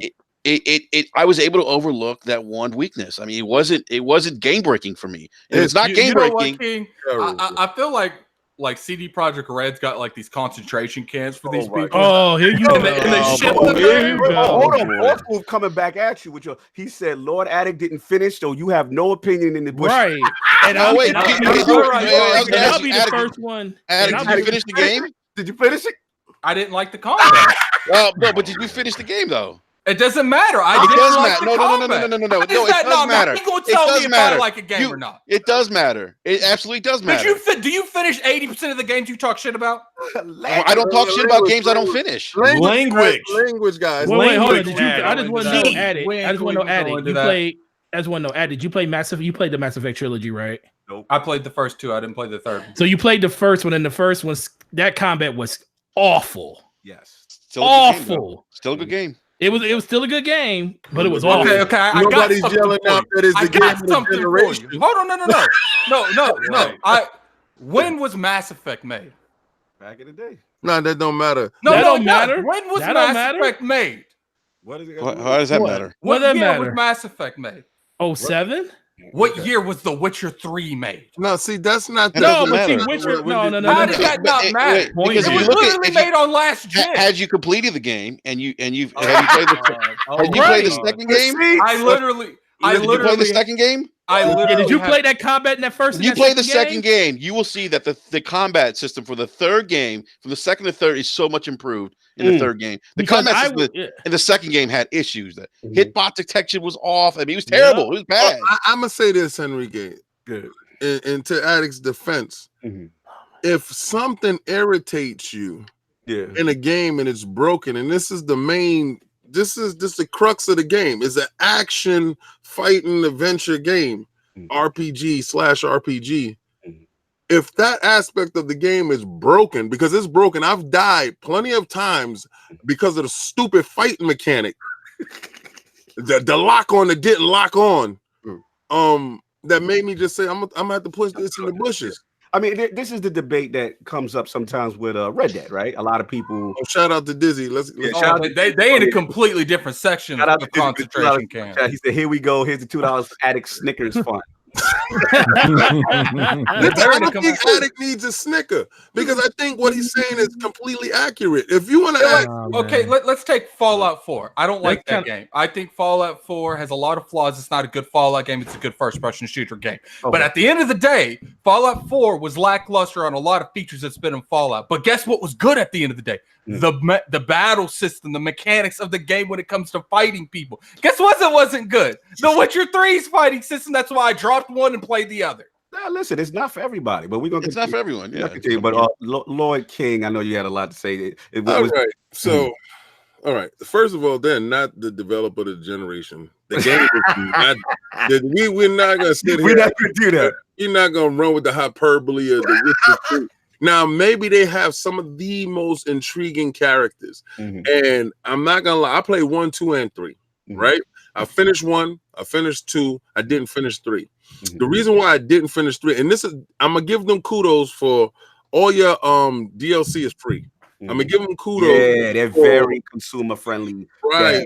Everything that they do with the HDR, with fixing the frame rate, fixing the bugs, with sticking with you through your purchase, that's what you want every developer to be. Right? Now, I gotta go with Addict on this part. If your joint is based around fighting and combat and that's broken, bruh, you are broken. But that's not the main crux of the game, though. Right? Because that's the case. The game, it's not. You guys are comparing it to like Bloodborne or Souls game. It's not. That's not the focus. I'm not comparing it to that. I'm not comparing it to that. But what I'm comparing it to is games of its ilk. Now you're gonna say in other aspects it's stronger than games of its ilk. Right. Yes. When you're talking about ambiance, when you're talking about storytelling, when you're talking about character development, when you're talking about all those other things, I hear what you're saying, that those other things lift up the next level. The weak fighting system. But for somebody who's actually out there fighting, and if I roll from a wolf to and run into another Valkyrie, what was those Griffins? A griffin rolls in on me. I am so pissed off. I chuck my controller. So when I'm chucking controllers because your whack fighting system is not tight enough for me, I'm sorry. Now for other people, they may yell out, "This game of the generation." Good for you. Now, but I have other games that's in a different category that warrant that. All right. So where do you have them? Where do you have them? See, 92 Metacritic. I have them.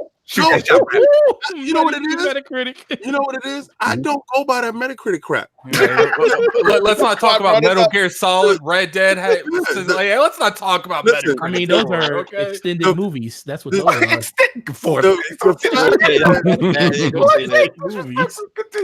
I love when people like use a Metacritic score when it's convenient. Right. That's like bringing up numbers and system cells. When you decide to say, "Oh, because other people like it," I like it too. I had a Turbo Graphics, sir. Nobody liked my Turbo Graphics but me, and I love Turbo Graphics. Right, but it was me and you in the bushes together. Together because dudes at the Nintendo, look at these weirdos. Yes, dudes at the Sega was like, "Yo, these weirdos is bugging. That Keith Courage is in the garbage." And we sitting there playing Keith Courage in our mind, playing Bravo Man and stuff like that. Fox Adventure. Yeah, I don't ever look to somebody else to tell me what a good game is. Facts. Right. So that part that what I'm explaining about this developer, they're nice. And maybe this game that's coming up, the Cyberpunk coming up, maybe this game is their pinnacle. My problem is this. If this part with this great game, The Witcher, the fighting mechanic was broken, if their gun game ain't on point, and I've been hearing rumblings, baby, that they gun game ain't on point. You're gonna take that Cyberpunk and push it. I don't care how good the ambiance is. I don't care how good the character development is. If you're in a first-person shooter and your gun game ain't legit, you're in the bushes. Fair enough. That is where you are with CD Projekt. What's funny is these people be acting like between all this character development and all these cutscenes and all this story development. They were like picking daisies or something. You're using the combat system. Shout out to Meds. He said Witcher 3 fire. He said this is wild. I mean, but I also think there's a difference between a shooter's combat system and a like melee version of a combat system, though. And there's also different ways you can approach the combat in Witcher 3, the crafting and stuff like that. You don't have to use swords. You can upgrade your swords and stuff. I mean, you don't have to use swords at all in this game. I mean, you just said that. You literally said that. You can actually use like magic spells and stuff. So you can beat the whole game without using any swords, just magic. You sure can. You can, yeah, you can craft spells. So, but had you finished the game, I mean, you know, I'm just gonna have to see. I don't think you can beat the whole game with just magic spells. I have a Witcher 3 strategy guide. I'm gonna mail it to you. You can read it. Man, I got a collector's edition of it. Something that's showing me you can beat the whole game without swords. You can if you want to. So now you're sidestepping. You can't. No. If you have the option to, you can do it either way. Look, we got enough of Witcher later. We got to move on because it's a big part of the second part. I'll finish the first part. Look, I see what you guys are going. You know, obviously, I'm in the middle. I'm kind of where Attic and King are as far as the combat drew me out a little bit, but I do recognize how important it is. But as far as them as a developer, as an indie developer, truly remarkable what they've done, you know, so far in that service they got, the GOG joint, you know, and how they pushing it out there. And you already know how I feel about Cyberpunk. I think it has the potential to be tremendous. So can't wait to see. I think that's going to be more towards my likings, my feelings as far as the gameplay. So we'll see. And first of all, anybody that can do, any dev that can do Witcher 3 on the Switch is already clearly. Oh God! You know what? And I'm going to tell you this. Forget your little 420p. Your 4x4 screen version. We're not going to listen to you. Listen, I'm pretty sure you can play the N64 at a decent more resolution than that game. Of that level of wizardry is clearly wizardry. Okay. If you can pull off Witcher 3 with all the DLCs on the Cognito, did they coming in hot? Let me tell you what the wizardry is on that one. I'll tell you what the wizardry is. The fight. Can I do something to make the fighting better? Hey, maybe on Switch. You maybe try it on Switch. Oh my God! Well, the wizardry came in when they made it for $60, and they got people that's gonna go out and buy it. Woo! That's the wizardry. Fact. Shout out to the we out here, baby. So let's move on to the most important part, and obviously this is a little controversial topic in reference to two segments of the game. You know what I mean? If anyone has been under a rock, there's been a lot of uproar. A lot of people feel, you know, that there's some content in the game that is offensive. You know, one in particular is a Haitian group in the game called the Voodoo Boys, you know, and, you know, the interaction with V, who is the main protagonist, and them has raised some eyebrows for certain people. And then the second thing is obviously in reference to transgender imagery. And there was an image up there, you know, about Game Cola, and I believe the tag was like, mix it up. And some people felt, you know, offense to it as far as, you know, some game journalists as well. So I want to bring this to you guys, the Lords. Let's start with B.R.A.P., because I know me and B.R.A.P. DMs. And you know, he's on one side, I'm on the other side. But actually, I wouldn't say we're on the other side. No, I don't think we're on different sides. I think we're kind of like, I don't know, like in the middle somewhere. In the middle. I think both of us are in the middle. And I love having B.R.A.P. on, because one thing I like about B.R.A.P. is that even though we disagree, we can always have intelligent discussion. And yeah, absolutely. Let's talk about it, bro. Like, where are you at with the whole controversy in these two things? All right. So with the transphobia stuff, I know that a lot of that stems from a meme that that CD Projekt Red had tweeted out last 2018. I don't have the link, and I think I may have shared the link with you, Cognito. So I don't know if you had the chance to look at it. So that's kind of where the idea of transphobia started. But at the same time, if you know, and this is kind of where I was, you know, we were chatting about this in DM. This is kind of where I'm kind of in the middle, and I still don't know how to really feel about this, which is crazy. Like when I first saw the tweet, I was kind of like, yeah, it's probably not good. And then they apologize. And then there's that imagery, you know, in Cyberpunk 2077 that's been going around.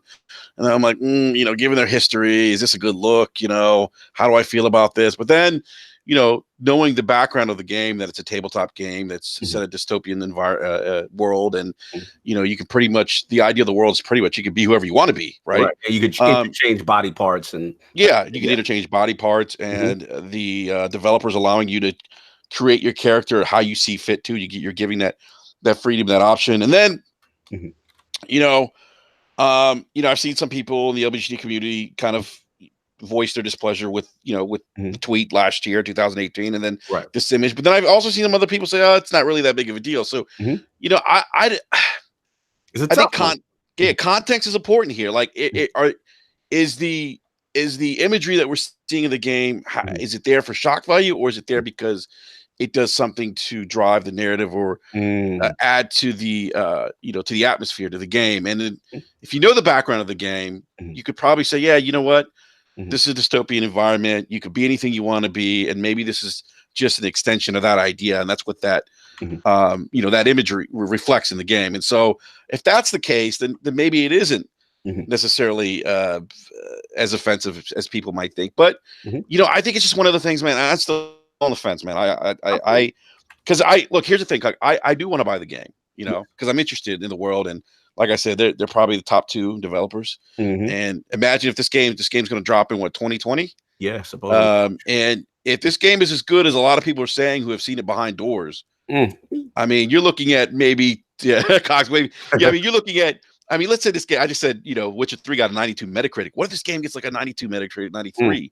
Then, I mean, they've dropped 2 game of the generation games in one generation, and that is huge. You know what? You can get out the blue light right now, King. That's fine. Actually, you know what? When the game drops, King, and it gets 93 Metacritic, I'm gonna have you on B.R.A.P.s. I'm gonna bring out the blue light. Listen, I want you to call me on B.R.A.P.s, but don't talk about that Metacritic crap. But what I would say is, if that game tickles your fancy, let it tickle it. That's it. If these games, if Witcher 3, and I don't care what anybody says about anything, when you plunk your money down, nobody around you chipped in. You did. All right. So not a soul around you is in there cheering you on. There's no foundation. It's B.R.A.P. in the store purchasing for B.R.A.P. So whatever you buy, love it. Enjoy it. To hell with what anybody says. I don't care if the combat's broken for me. It works for you. So yeah, I feel you 100%. It might be the game of the generation for you. Yeah. B.R.A.P., I want to pass off. I didn't get a chance to speak to you in DM in reference to the Voodoo Boys, which is the Haitian group. So I wanted to ask you, how you felt about what you read in that context. Is did you feel a way about that, or do you feel that there were some offensive things there? Again, I didn't find it personally offensive, but I could see how some people might. Okay.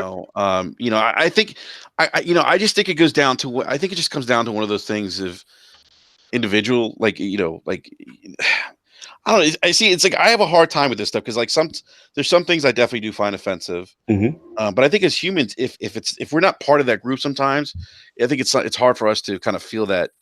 I don't know if empathy is the right word. If it's not directed at me, I'm a Latino, right? Right. So when I see the kids, on the border stripped away from the kids, that shit hits home. I'm like, wait a minute. No, I feel you. But if you're not in the group, I think it's hard sometimes for us to relate to that. And then, again, if you'd asked me personally, no, I wasn't necessarily offended by that. Okay. There was that interesting the video clip that you sent me where. It was a YouTube clip, I think. Right. Where they're trying where the money's going, where the money's going, and are they trying to drive fake outrage, to drive money, to get hits on the side? I don't know about all that, man. That sounds like a lot of tinfoil conspiracy stuff. No doubt. I don't get down with that, but I know how you feel about the media thing. Shout out to Solve in the chat at the doctor's office, cursing at my phone because of this fraudery. I'm assuming he's talking about shout out to Solve with the $2 super chat for King and Addy. Witcher. This is great. Hey, Solve. Iron Bank. I see you at the doctor getting new knees. Because your old knees is in the box. He's getting Cyberpunk knees. That's right. So you can run faster from the knee chopping. Yeah. Shout out to the Iron Bank, Lord Denzel. We miss you, brother. Oh man, that was great timing. Hilarious. Let's get Forte and Slow in. So Forte, man, just about the controversies from what you've seen. How you taking all this stuff in? Offensive? Where are you at with it? All right, so it's like a broken record, man. Because I agree with B.R.A.P. 100%. It's like if you're not a part of stuff, if you're not a part of that actual group, it's kind of hard to identify. I mean, being African American, we all know how we feel about certain things, and other people kind of don't feel the same way. That's because they don't live in our shoes and been through the things we've been through. So ultimately, this doesn't offend me, but I can see why it could offend some other people. But I'm all about when the developer makes a decision in a game, I want that decision to be what they want it to be and not try to be forced, like have a narrative forced on them because they can't have what they want. That's like we get the games that we get nowadays, you know, controversy or not. Sometimes the reason they're as good as they are is because the developer said, we're going to do this in our game. And this is what we want our game to portray, and this is what we want our game to see. Right. You know, we talked about this on B.R.A.P. the other day. We talked about it with Call of Duty and there, you know, with the whole controversy around that game with kids and stuff and families and everything. And I felt the same way about that. You know, ultimately, somebody put this story together and said, this is a story I want to tell. And be it or not, some people this is a story I want to sell. Yeah, okay, fine. You can say that too, because guess what? Your job as a writer is to sell your story. Right. That is the job. The story is what makes the game. Think about it. The reason we all went out and bought the reason we all got tricked into Destiny the first time around is because we thought it was a story in the game. So we all know that story is the reason they do this. So anybody that says that, you know, some of this stuff isn't for shock value, I think 90% of it is for shock value, but that doesn't change the fact that I think that it's a message behind it. And if it hasn't been movies that's come out like Ready Player One and stuff that's shown that you can be whatever you want to be in a movie, and now we're starting to see that type of stuff even more and more in games. I can see it's like we're blurring that line on so many different media points. I'm starting to think that people are starting to think like, well, movies is okay, games aren't, because we still consider games to be a childish media where it's bigger than movies at this point in some places. So that's what people need to start really thinking about. Like, this is $1 billion industry, and yes, we do have 15, like 6, 7, all the way up to 15-year-olds playing on the system. But guess what? The people that push this narrative forward when it comes to buying this stuff is us, the 25 to 40-year-old guys that have been playing games ever since 1986 and stuff like that. So this is the stuff that we want. Nintendo is starting to get it. That's why they're starting to show a lot more games of a mature rated nature on their stage. I saw more mature rated games on Nintendo stage than I saw at Microsoft, honestly. So we're gonna have to cut that. Yo, shout out to the sheriff. What is it? Shroom Kingdom? Go ahead. Cyberpunk knees for the Save the Knees Foundation. Shout out to Vagabondo too. He said, I went to the Lord's place today and I was offended by the hilarity that broke out today. We're not gonna allow you to talk about how Nintendo showed something on the stage. They ain't have a stage. Shout out to Nintendo having a direct. Nintendo direct. They had a direct. Let's keep it real. They had no stage. They had a direct. I'm not saying that they won E3. No. We know they did because they got to be there to win it. The media that they showed us, they showed a little bit more of what most people want. And maybe it's a little blind because they never really show it before. So it seems like it's a lot more than normal because it is. I wanted frame rate and graphics, sir. I didn't see that. Okay, well, yeah, you didn't see that, but there was still way more than you used to see in the past. Let's just move on. Moving on from ultimately, I think I have no problem with it. I mean, I understand why people do.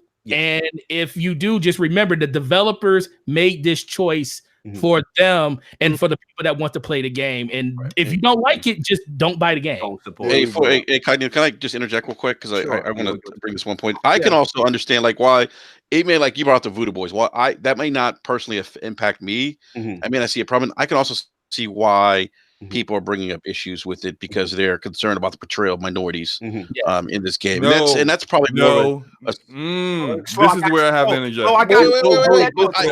Go for that part. But I could see that though. I can understand why people would feel that way, Mhm. you know. And I'm not gonna, I'm not gonna say that you're wrong for feeling that way. Yeah. But I can see that. I can see that. I mean, there's you can be empathetic towards yes, feeling away. exactly. Trying to get it. I get shout out to Big Cloud Gaming. Oh, my brother, the professional, $2 super chat. What's good, Lords? Keep up the good work. And then Chief Tommy in there shooting his shots. But we're gonna let Slow get in because I see Slow's chomping at the bit. Slow. We about to get. We need that one. Let's talk about some truth here. The truth is that this whole story was created by a black man, an African American man. So when people try to say things like, "Oh, the Voodoo Boys is racist," a black man created the Voodoo Boys. What are you talking about? How is he being racist against himself? It's this whole mentality in gaming media now where people don't have any information on the entire topic, and then they jump out there with articles talking about, oh, this is racist and that is racist. And they actually, I don't know if you guys saw, there's actually a YouTube video of Haitians after they saw the actual reveal, and they said that they got me in it. It's exactly how it is. Like representation. Like so how is someone else that isn't part of that minority group going to say it's racist, but the people that are in that minority say it's not? Like, exactly. It's a witch hunt for nothing. That's literally what it is. It's a witch hunt to generate views and to generate traffic. They have no intentions on it. They're not upset. They just want that money. Yeah. Like know your role. These are two rap about to shoot. Yeah, there's the guy was a gun, shotgun, whatever that gaming website is.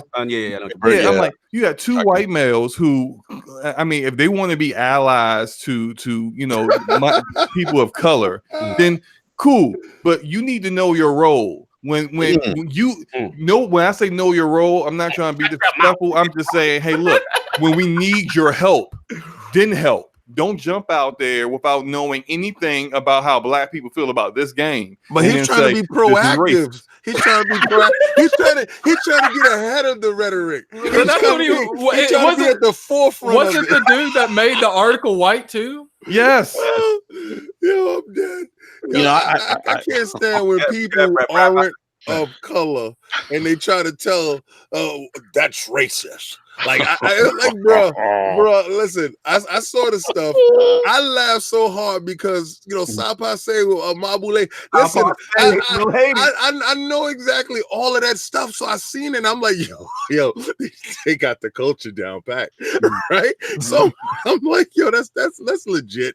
But then the transphobia thing, we're at a point right now where, and the hypersensitivity in where people of in this generation, the hypersensitivity with these individuals. Listen, you want your games to allow you to be and do whatever you want to do, right?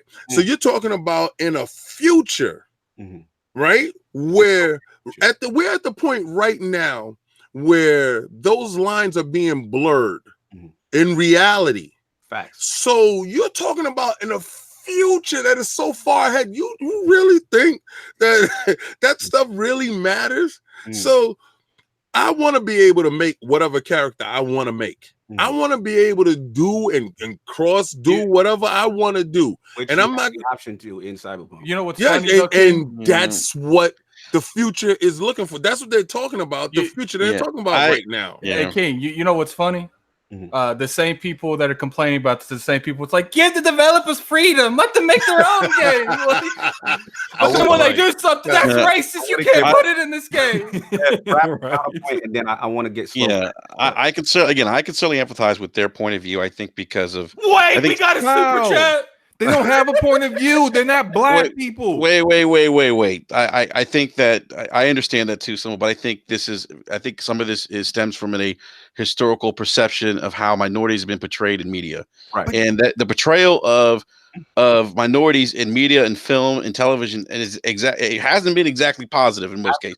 I feel you on that point. I mean, and so it's like when Jadakiss said, why did Denzel have to be crooked before he took it? I mean, there's a message behind that. I mean, seriously, Denzel's best role wasn't Training Day.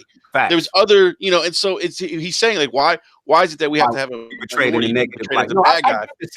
That's extra. I guess, but I want to ask you this back to Slow-Mo's point. But shout out to that super chat. Shout out to Bone in the building. Chris Tucker was trans in Fifth Element. Says Cyberpunk is fire. No doubt. Top of the top, Bone. Time out, Bone. I really want to get to that. All about he was trans. I don't think he was though. I don't know. I don't. You know, I see, and that's the perception. It wasn't a concrete fact. It was just how it was played out. You know, so it wasn't anything that we really thought about. You understand? That's true. And I wanted to know why. That was a long time ago. Yeah. Why are we so hypersensitive at this point in time? Where, like you said, Twitter. Because of Twitter and social media. Unified. I think some of it has sensitivity. I think some of it has to do with the current POTUS too. Okay, listen, I'm not gonna get into the political part of it, but what I'm gonna say is this, right? I just want to eloquate that point that Bone said. It wasn't. We didn't care. We was laughing at Chris Tucker playing a character that was in a movie, right? And nobody sat there and was raising pitchforks and yelling that this is happening or whatever. Right. In this game, which is like I said. It's the far future. Whatever happens or whatever is written into this game is not meant to be taken literal for right now. Right. Well, the thing is, those people made a good point though. He said context is everything. But what have we come to when we can't even explore controversial subjects in fiction? Thank you. Good point. No, okay. We gotta let Slow finish though. Yeah, I was gonna say certain people just have voices now, and they always had a voice. Those people have always been there. It just wasn't loud. It just wasn't loud enough. Now with social media being the way it is now, everybody has a voice, and you just hear. We always say people hear the loudest of the loudest the most, and that's what this is. I've always said that when it comes to subjects like this, you have catalysts on the internet that just revolt that whole subject, like. You know, the whole thing with Venomous with Anita Sakuzi, when she got behind that, she got a following. Then, you know, she what's the word I'm looking for? She unified people that had that same mindset. Now there's an entire army on the internet with that. She made a tweet saying that they need to be looked at. CD Projekt Red need to be looked at for these things. You know what I'm saying? Because she said she needs to be an advisor. Right. Yeah, she did say that. I need. Yeah, if you guys need an advisor, somebody chasing a check. That's Slow. Drop some jewels. Let me let Slow finish. Go ahead, Slow. So look, this is what I'm saying is that when you are not of the community and you're claiming that something is racist, something is offensive to people that you are never going to understand what it's like to be a black male and to have that tension, that feeling when you get pulled over. Yep. You're never going to understand what it's like when you go into a store and one of the employees of the store keeps following you around and asking you multiple times, do you need anything? Do you need anything? Can you, if it's a question like, can you please leave? Like you don't like people of privilege don't know what that's like. So they should wait until people of color actually have a problem with something, then step out there, then use your platform to speak out about it. You know, when no one is doing that, when nobody, when you do get people of color talking about it, they're like, hey man, they nailed us perfectly. No one said anything last year when there was just hordes of white males getting slaughtered in the 45-minute Cyberpunk gameplay. No one said a word. Now I was offended, Slow-Mo. You were see that once again. You speaking from Look,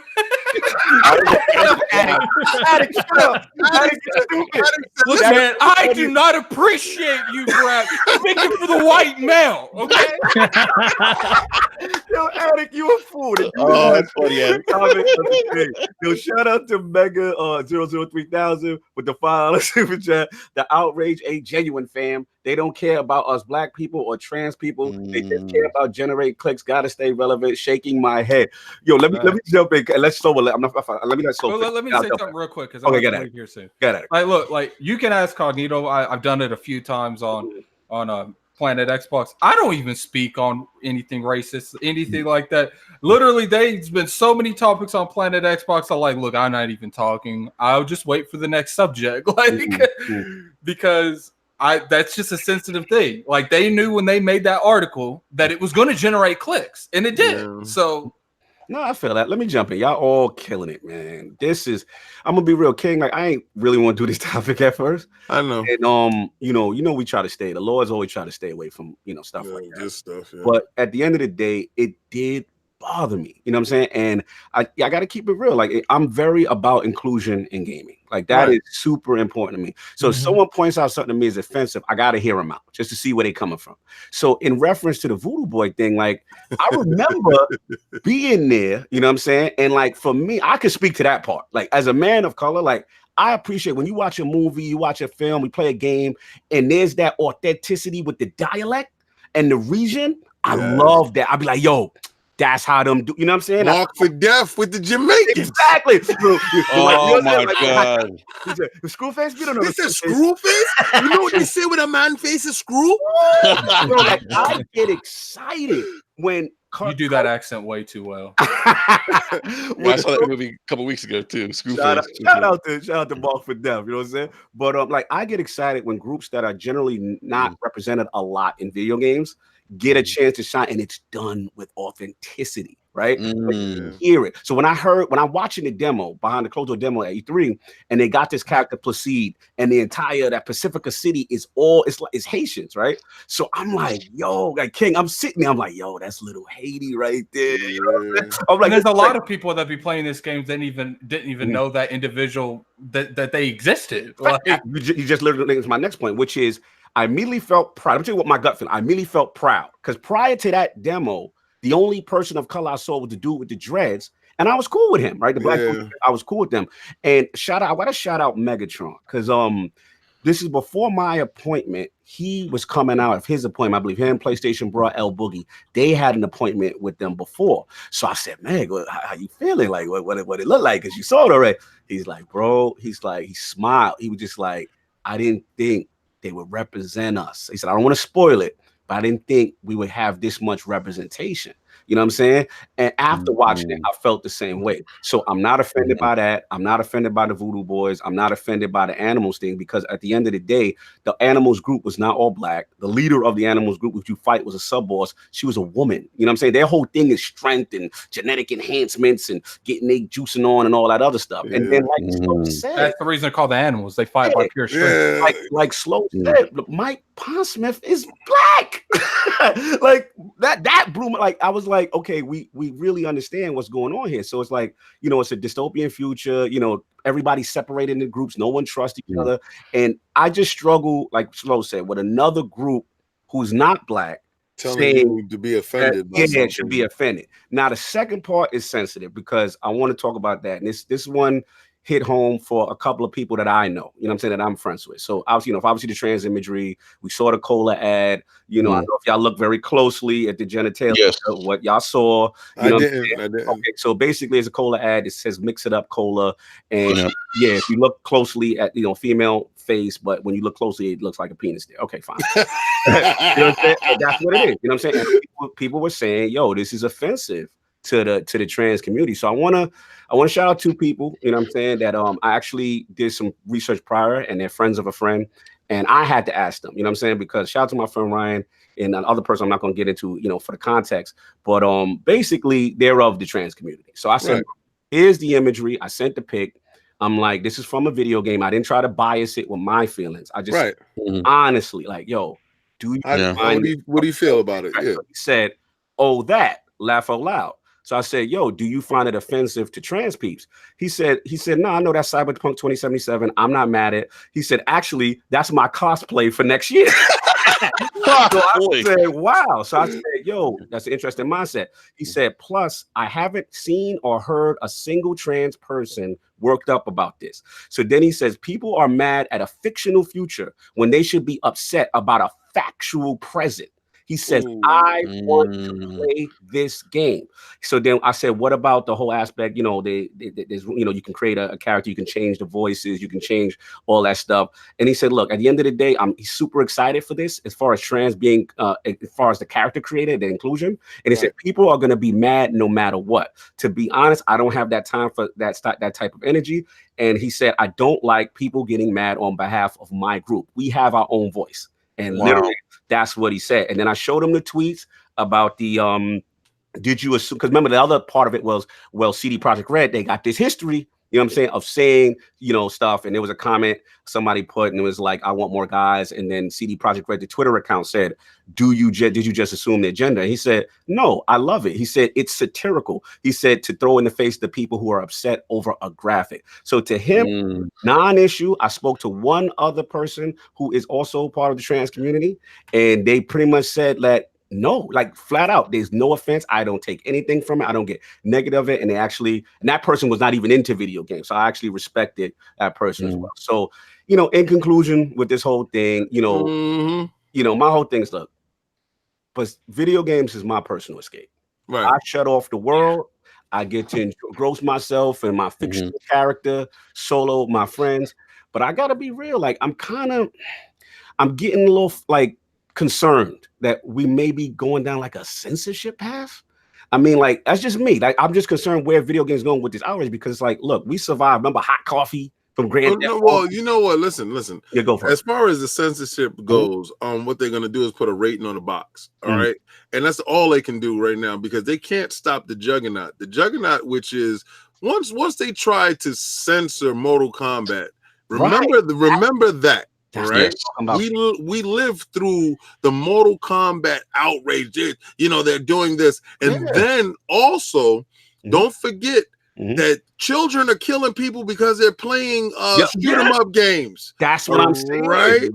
Listen, they put an M rating on the box. They're gonna put something on the box, and they're gonna put something on this box that's say sensitive, whatever. I don't care what you put on the box. Right. The game is still gonna sell. Put your little censorship thing to make you feel comfortable within your skin, and allow us to continue to do exactly what we've been doing. That's gaming. Facts. And same thing with GTA as well. Yeah, that's GTA 3. Remember when we had that? We survived Hot Coffee. We survived Mortal Kombat. I think Hot Coffee was legit though. I'm not gonna lie, King. Listen. You know what? Listen. Everybody can sit here and stop fronting. Everybody can stop fronting. The facts when you found out certain things and aspects that you can do in that car at nighttime, when you were able to, I listened to me. When I tell you that I think that's what made Grand Theft Auto, because everybody has these little whatevers, and when you're able to do in a game, what you would like to do in life, it makes the game that much better. And when they saw Hot Coffee, how many people ran out to find out about Hot Coffee before they patched it? That's the problem right there. I made sure I found out about Hot Coffee. I like Hot Coffee. There's some truth to that. I remember topics in the gaming forums. People were like, hey, check out Hot Coffee before they patch it. That was a thing. No, I feel you. Like I said, I'm concerned. I just want to make sure, because of all those events, and then remember the ESRB was birthed out of this stuff. You know what I'm saying? So I just want to make sure that their visions are able to get out. And if that group, if someone's part of that group that's offended, yes, I respect that. But I do struggle with people not in the group, you know what I'm saying that. And that's pretty much right. You can't have the leader of the Black appropriations group white. It just can't go down. So listen, at least to make it look good, have the guy that's offended be Haitian. I'm just saying, wouldn't that work? But it's not working. And listen, I wanted to ask you this: the hell with all that stuff, right? Can you talk about did you play the game? Did you feel the game? Hands off. I watched them play, and they were describing scenes to me. Because I wanted to get into the gunplay. That's all I want. That's the controversy I got. And actually, that was my only nitpick. I just felt the guns needed to feel more visceral. You know what I'm saying? That was my only nitpick. But again, bullshit. No, it's not. when the demo ends, they all hand out pamphlets and say, "Hey, give us, your critique. What are the strengths?" And that was I said everything out the game is fantastic. This is the next level. This is like Matrix, Blade Runner, Deus Ex, Detroit Became Human, Witcher, all in one with the Mass Effect choices. I said the only thing y'all gotta put is just put a little bit more pop on the sounds of the guns, and I just want more reactions when the enemies get hit. Tell them to call Bungie. That's what you should have said. You call Bungie. Yeah, if they had Bungie, it's the perfect game. If they got the BioWare. Exactly. You know what I'm saying? That's all. No, let's stay away from BioWare. No, I'm just joking. Let's just go to Bungie. That's all I got. But I do have a quick question. I just want to run by everyone real quick. Don't take a whole lot of time on this. Go for it. But I didn't know that there's a giant debate going on right now about Tifa's bra size on Final Fantasy VII. Like I heard about it at E3, but I didn't know how bad it was till this morning. Are you serious? Like people are going in. I'm like, I didn't even notice. I didn't even notice. Like, it's the weirdos, man. Yeah. Hey, it is what it is, man. Yeah, Brap, let's and then we move on. You guys know I don't criticize the media a lot. But my one criticism of the media is you don't really? Wait a second. Really? Time out. I wasn't ready for that one. I was not ready for that one. I wasn't ready for that one. I just want everybody that's watching and listening to know that right now the floor alert is going crazy right now. Did you literally just set the pins on the ground and just what the hell? Who is that? That's not Enrique. Who the hell is that? People's heads are exploding right now. Like, what did he?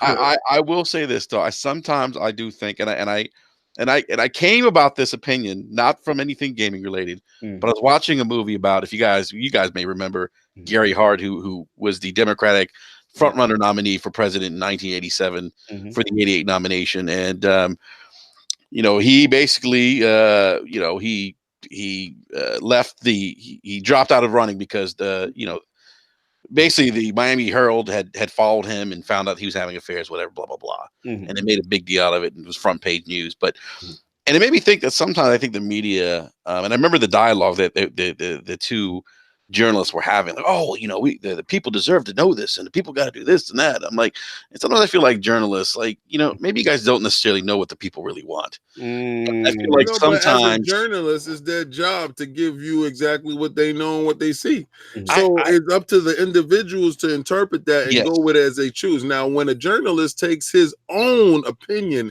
and interjects it into the narrative of the story, that's why I have a problem with. But as far as journalists reporting on what's going on, if you're too sloppy in your business, stop doing your business. No, I mean, but I think for me, it just and the whole thing with Cyberpunk, it makes you think that, like, I think sometimes not everything needs to be an issue, or portrayed as an issue, and I'm starting to see that now, and I also think, unfortunately, it's a byproduct of that 24/7 news cycle culture, like. That it's just, we got to make stories, like the whole thing with the bra size thing. That's a thing right now. I know, and it's crazy. For me, is it too small? No, because if it's too small, it's a problem. But if it's not too small, then let's keep it right. Let's go. Who's worried about virtual chess? Who's worrying about virtual chess?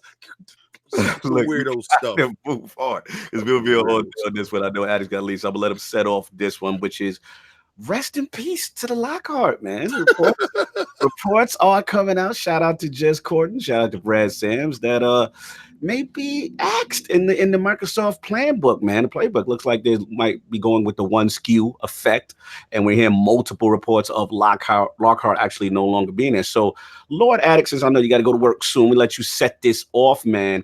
What do you think? You think this is the right thing for them to go with a single console approach with Scarlett? And he's in the bushes. No, I'm here. I was about to say, I'm gonna answer the phone. I keep muting my mic because there's some noise in there, and I keep forgetting to unmute it. All good. I mean, I think it needs to go this way. To be honest with you, I've always said I'm not with that, cross generation stuff, because at the end of the day, you always have to build for the smallest denominator. So, like, you can't really take advantage of the X at this point because you have to consider the S. So.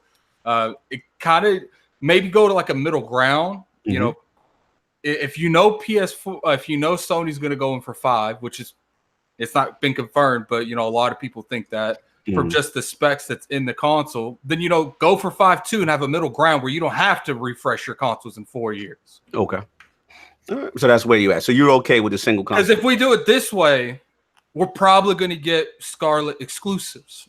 But if we don't do it this way, we're not going to get Scarlett. Which it's funny you said it, because what was hinted, shout out to Brad Sams, was that devs were telling Microsoft in reference to both SKUs that, okay, if you guys have a Lockhart, we're gonna work with the Lockhart on the base level and then scale up. And that's not what Microsoft wanted to hear, apparently. You can't expect them to do extra work like that, especially them coming off, the L of this gen. So they could do a lot better next generation. But at the end of the day, we don't know that. Devs don't know putting that kind of money behind a second SKU is going to pay off in the end, because they might sell worse next gen because of this gen. It's a resource thing as well, right? So the vibe has been they're starting with the lowest common denominator, and Microsoft apparently thought about that and was like, well, okay, we don't necessarily want to go that route. But I want to get Forte also in Slow-Mo. So Forte, what you think about, man? Rest in peace, Lockhart. We're pouring out the liquor, man. What's going on? Man, well, I think it's officially done for it. I just think overall Microsoft, the messaging completely changed around that. Last year, they said a family. They talked about basically two things, and this year, not even a peep of it. Phil Spencer, he came out and said that people are picking his words. I just think that at this point, unless they're trying to say they want to bring something out later on down the line, like a year later, that's going to be underneath SKU. I just don't know why they don't make the X that entry SKU, because it's still going to be a big thing. I mean, for what I know, the X has a lot of headroom left in it that people aren't taking advantage of. Why can't that just be the three? Lockhart. Why can't that be the new Lockhart? Why can't that be the $350 to $400 or $300 box going forward? So I think it's the industry. The industry's lashing back, and they don't want all that extra work. Like, imagine the extra work that Des had to do this gen. Yeah. Good point. Okay, the extra work Jez had to do this year, but guess what? Those devs sold how many games on the Xbox platform? Are they willing to just turn that money when you're down? putting double the effort? They sold way more on the PlayStation platform. What you're really doing, and I agree with Addict, is that what you're really doing is you're driving them towards Sony with all these additional SKUs. Hey, put your game on our platform. Yeah, you may sell more copies, but then you're also putting in all this additional work. But aren't we working on x86 still? And don't most of these developers code for PC regardless? I think they code down anyway. So hearing them say that, well, we want to code to the lowest denominator, but then you code for PC and PC's the highest. So you could just downscale from there. But that's why a lot of PC ports come out after the console. Yeah. Or don't come at all. You're talking about you're talking about the most ambitious ones like Red Dead and stuff like that. But my point is if it was that simple, it would always come out at the same time. Almost every game would probably have performance, but no dev wants their game to come out and not have the top of the line stuff they can do. Oh, but yet they're putting games on the Switch. And those games we ain't going to talk about that. But why don't you go look at hold on. But yet we're putting games on the Switch. I was going with you on that. I'm with you. They are literally putting walls so you don't have to render backgrounds to put it on the Switch. Okay.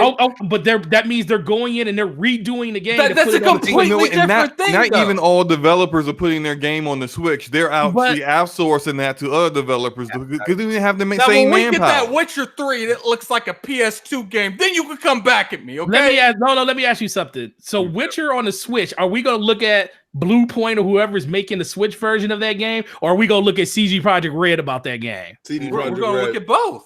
No, you're gonna look at CD Projekt Red because that's their game. Are you talking about the game? Oh yeah, obviously. So when people play the game on the Switch, and if it is a terrible experience, it's not gonna be like, man, that developer they had that made this game. You're right. It ain't gonna be that. No, but it is. The point is that CD Projekt Red did not have the bandwidth. They didn't have the people to go put that game on the Switch with everything they're doing right now. But yet they had the manpower, having more platforms or more SKUs that you're going to put your game on.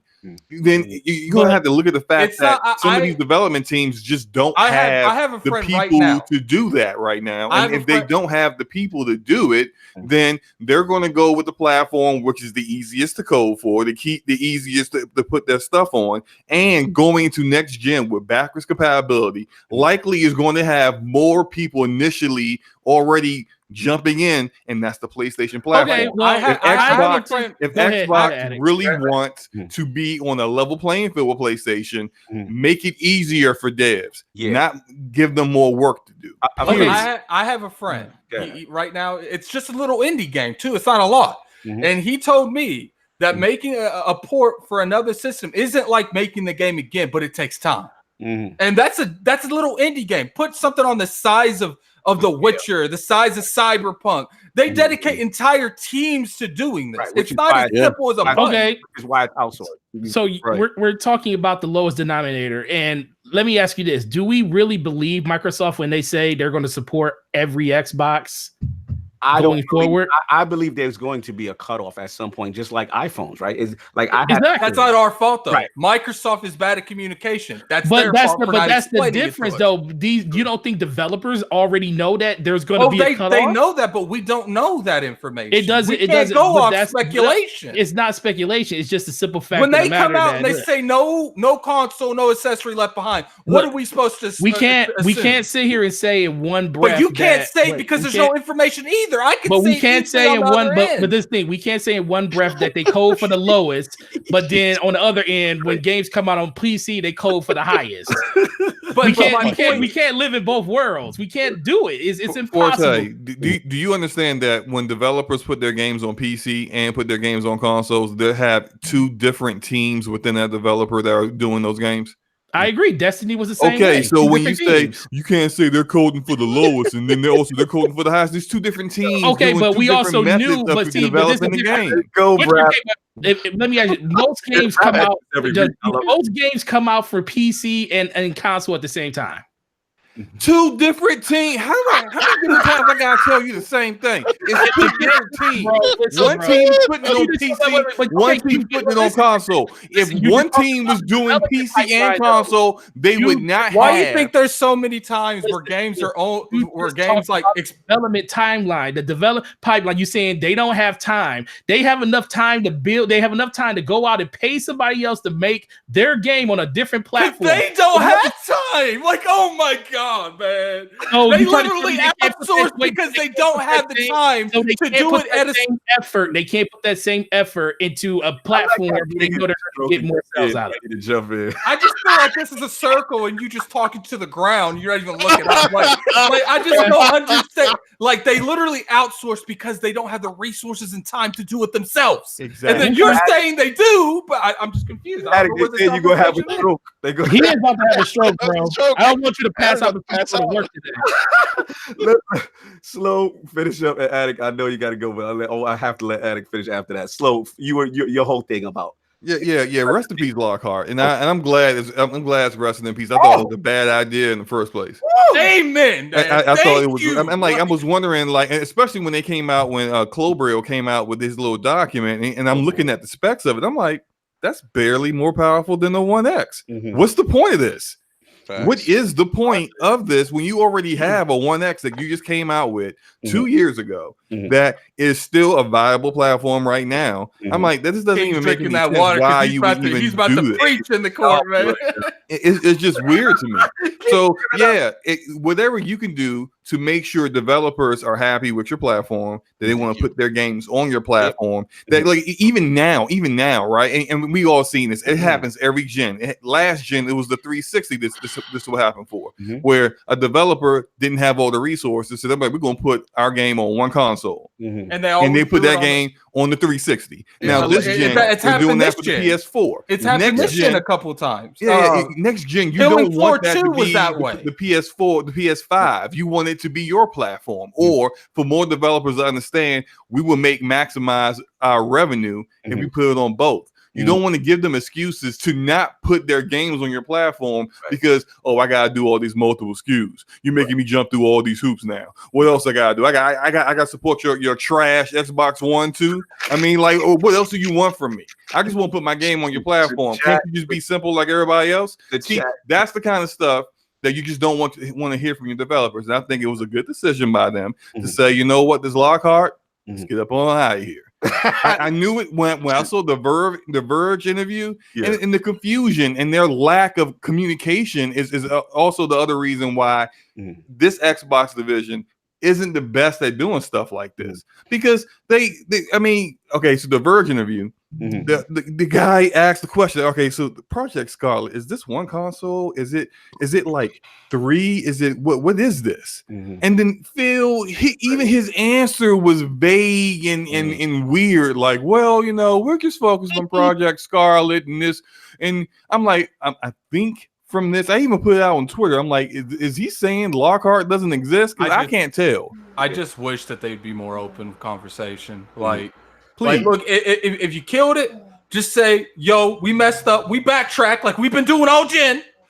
Like, but we promise we know what we're doing now. Like, I mean, like they keep confusing people. Don't jump out there saying we're gonna have the most powerful console and then say we're gonna have the most powerful console. We're gonna make you go to Windows. Oh, you ain't going to Windows to buy PC games? Okay, you can go to Steam. Before I give it to King, in the defense of these guys, like, we have to admit that these things are not made yet, right? So, and they don't know what Sony's doing yet, right? So at the end of the day, for them to say we definitively have the most powerful console when technically the PlayStation 5 is still not finished, you know what I'm saying? Like, I kind of get that to an extent, but I know where you're going with verbiage, because normally it would say most powerful console, and then it changed to most powerful console we've ever made. And I get that, but I got to get King in, because the chat is saying King needs to throw people in the bushes. They said he's upset. They said we need to hear from our King. So, King, the floor is yours. They are ready for your response to Lockhart, rest in peace or not. All right, so it just went left. Like, I just listened to it. It just got really ridiculous.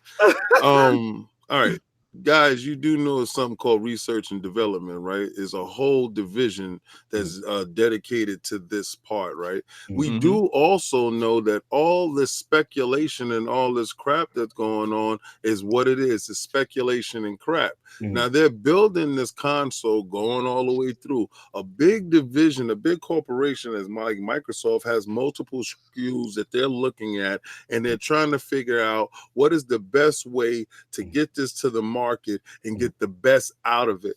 So in doing so, when you go to the research and development, you have different idea teams that's coming up, and one idea team may say, hey, we got this Lockhart thing that we can get at an entry point coming in, and then another research development team says we have this Anaconda, which is the most powerful thing that we can put out, and then they're sitting there talking about it. So what we're getting is information from people that's leaking stuff, talking about, oh, this is not fact. This is not anybody sat out there said anything. Now, as far as Phil talking about Scarlett, he's not going to give into the rhetoric of the speculation because he can't, but he also knows that there's research and development going on in the background. Now, as far as being accurate when he's saying that this is going to be the most powerful system that we've made, yeah. Now, do the Xbox purists want to sit there and pump their fist, talk about it's going to be the most definitive system, the strongest console? Okay, that's great. But at the same time, also remember this, that the weakest console right now is performing the best. All right. So don't get caught up in the power narrative, even though we won it, because we thought that, and I'm talking from an Xbox standpoint, we thought that we lost the battle going in because we were the weaker console. No, we lost the battle because we tried to force a connect on people that didn't want it. We lowered the power SKU. We resorted and resourced 10% of the power to go to a connect that nobody wanted. We wanted that 10% of the power to the system. All right. So it was choices that was made that made people lose the generation, and that's cool. You're supposed to lose when you mess up. That's what's supposed to happen. But going forward, we're gonna see what it turns out to be. So rest in peace, Lockhart. We don't even know if it's rest in peace, Lockhart. It might be like, yo, that's on the back burner. And like Forte or Slomo was saying, the X is a viable system. Facts. Who's to not say that the X is not going to be utilized? De facto, Lockhart. Yeah. Also, I'm going to say this, that somebody made a comment about no controller, no this, no that left behind. It won't be left behind when you have the X Cloud. So when that's being said, that's accurate, because I think the accessories will carry over. Accessories have to carry over, right? But when Cognito tells me stuff like he plugs his Xbox controller into his PC and it works that way, they're telling you that they're trying to future-proof it with the accessories. So a lot of things we are nervous, right? You've been beaten into a corner. You ever seen something that you beat into a corner that's nervous? We are nervous that we make the wrong move. You don't want the wrong move to happen. I feel you guys. You know what I think it is, King? Artbook said, "Who killed Lockhart for you, King? Who did that first?" Well, you know, hold on, no, don't get him on that rant, King. You know what I think it is before I leave? Yeah, I think it is that they realized that Sony was gonna go in with. I don't think at the initial start they thought that Sony was gonna aim for like a 400 price tag, so they were gonna try to beat them at price point and power. But I think now that they're going to try to beat them at, they're going to beat them, come in at the same price point with their highest, with the Scarlett, and hopefully beat them in power and just have the same price, because it's a lot different scenarios than it was last gen. Addict, I think this right, and I think this is where a part where this is the fun part for us, the speculation, and not knowing. Did this give us a time for us influencers and YouTubers to sit there and speculate and do what we do and be absolutely completely wrong? Because that's what's gonna happen. You know, everybody's sitting there telling you, "Oh, who did that for you? Who killed Lockhart?" I don't know, because Lockhart probably never existed. But when somebody leaks out something and say, "Yo, we got the Beetle in the corner," y'all like, "Yo, did you hear about the new Beetle controller?" Like, listen, calm down. We don't know anything. And what we're doing right now is giving you our opinion. To my knowledge, have they ever came out openly to acknowledge Lockhart exists? The only thing we got from them was last year's E3, they said consoles. They said 2. And then when they said that, then that's when all of the leakage came out. Yo, shout out to other Zinc who keep telling Slow-Mo to be quiet. I'm not even talking, yeah. I'm like, dude, I'm not even saying any. This is how far I am in his head that he hears me even when I don't speak. I'm on your side, bro. Slow-Mo in the chat. Forte being messy. Shout out to your brat. Do we pour out a little liquor, man? Is this what we doing for the Lockhart? Yes, pour it out, man. Let me tell you something. When Brad Sam said that developers weren't exactly excited, kill it. We don't want the developers. No, seriously. I mean, you don't want developers to go in there and we're going to throw that Lockout right where that Connect 2.0 is. Yeah, exactly. It's going to be like that sprinkling gif with the dude that did the salt. Every salt's going to be the Lockout. Yep. No, but I mean, when the developer said that, I'm like, hey, listen to developers. You don't want them to be. You don't want them to come in with this mindset of, oh god, we got to develop for multiple platforms. Sooner or later, that's going to turn into bitter, and then before you know, there's not games coming out on Xbox. Like, no, we ain't doing that. Like, that's too much. If you're Sony, you're saying, hey, you know what? We got one platform to develop for. It's easy to come. Fear mongering. Everybody's sitting here talking about like Sony all this great stuff. Yo, man, you know what? And you know what it is? Y'all been egging me, man. It's okay for King to speculate, but us, no. You know what it is? You know what it is? Y'all like when Addict was gonna bust a gasket a minute ago, right? And y'all just sitting here waiting. Get King, give me that rent. They going at Xbox, and they talk about PlayStation is doing. You're accident champions, man. Yo, these dudes, we tripped on a banana peel. So I just stop it with all this crap, because I'm listening to it, and it's like people are saying, "Oh, the research and development is bad." Yeah, I'm gonna look at multiple skills. I don't go inside a car dealership and say, "You know what? I'm just gonna get the top of the line Corvette." No, I'm gonna say, yo, maybe I might not need to go 200 miles an hour. Let me see exactly what the situation might call for. If you don't need to outshine somebody so much, don't blow out your pockets trying to prove something to somebody that you don't need to prove it to. Just be better than the next dude. At the end of the day, you can't jump on Microsoft for killing something they never announced. Facts. Yeah, officially, that's a great point. That's a great point. That's very true. Because remember when that Lego game came? Shout out to the dude that Shout out to the dude that gave Addict too that much, snicker. Slomo. All the Zeke said, that's it. You had enough. But you know, shout out to remember whoever that gave Addict that Snickers that calmed his behind down, because he just came in with the most logical thing. Yeah. They didn't. You can't kill something they never announced. Bother you. This other Zeke thing is just making me laugh. That he talks too much. I think that's the greatest thing ever. You haven't said a word. Oh man. Can we just go back to talking how King just said so Microsoft tripped on a banana peel and that's why Sony won? Yes, yeah. Oh, yeah, he's calling Sony. Hey, man. You know what it was? That might be perfect. That might be a perfect analogy of this whole generation. You know, Microsoft had a decent amount of clout going in from the 360. You know how that the Mario Kart where you're at the very finish line and then you keep throwing the banana pills and you hit them over and over again and then you get clapped right at the last minute. They would set up the They said if Brad, yeah. you said software. You forget Sony didn't have crap out. They had nothing. Microsoft had the software going in. They slipped on that banana pill, and along came Digital Foundry that saw it. So when they telling you 720 and the dudes is 900p or 1080p. Well, if you go back to go ahead. Okay, we're gonna go through this next console generation because you do this every console generation, and I don't mean like everyone does. I mean, this is since the days of the NES and SNES. Power is always the first thing people talk about because there's nothing else to talk about unless you're wrapped up in the Madden. It's going to be that way the next gen because unless they release a plethora of new content, like they bombard us with all these new first party exclusives. Sony has put themselves in a great situation with these new IPs like Horizon. I don't know if there's going to be another Bloodborne. Ghost of Tsushima. I think some of these are going to be cross-play. I think Last of Us is still going to be on its clout by then.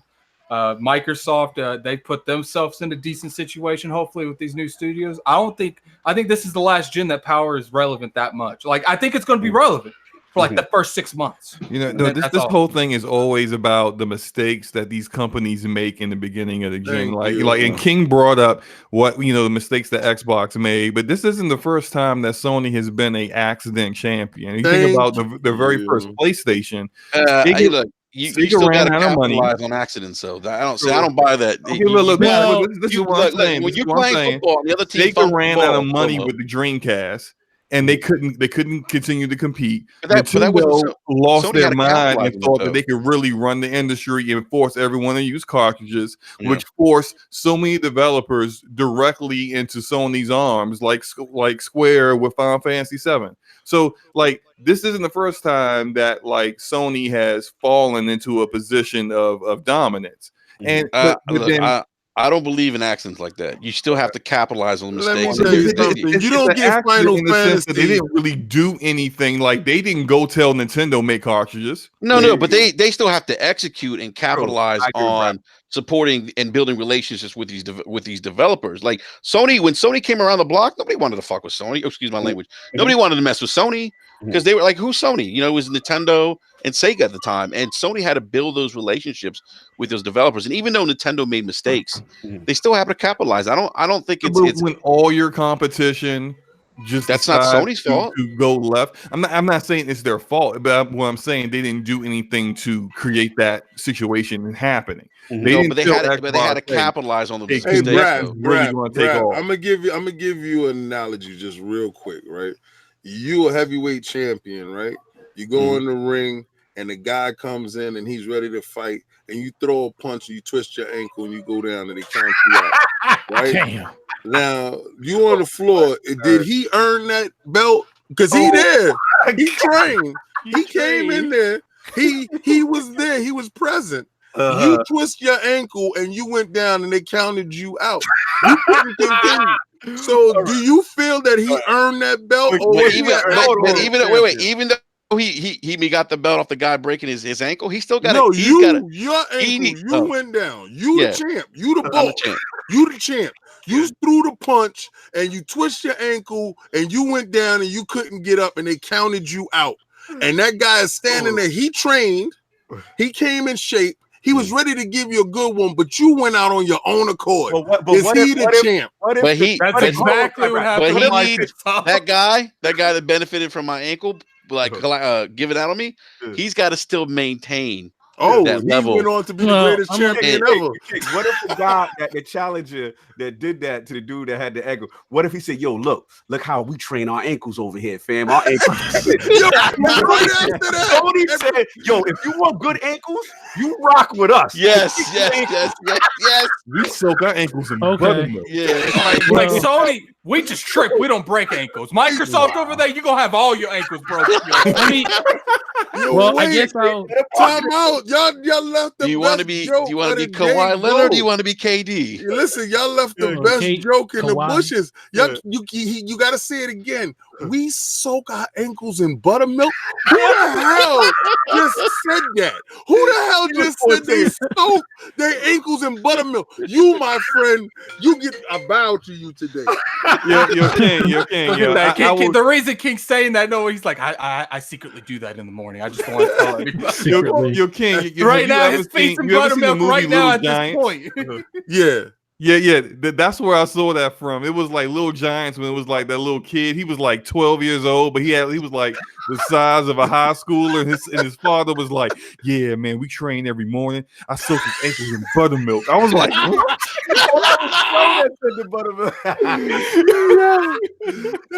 That one. Clearly that one, man. That was the best of the day. That's the best of the day. I definitely, y'all all spitting fire, man. Listen, I'm spitting the most fire though. My fire's blue. Your fire.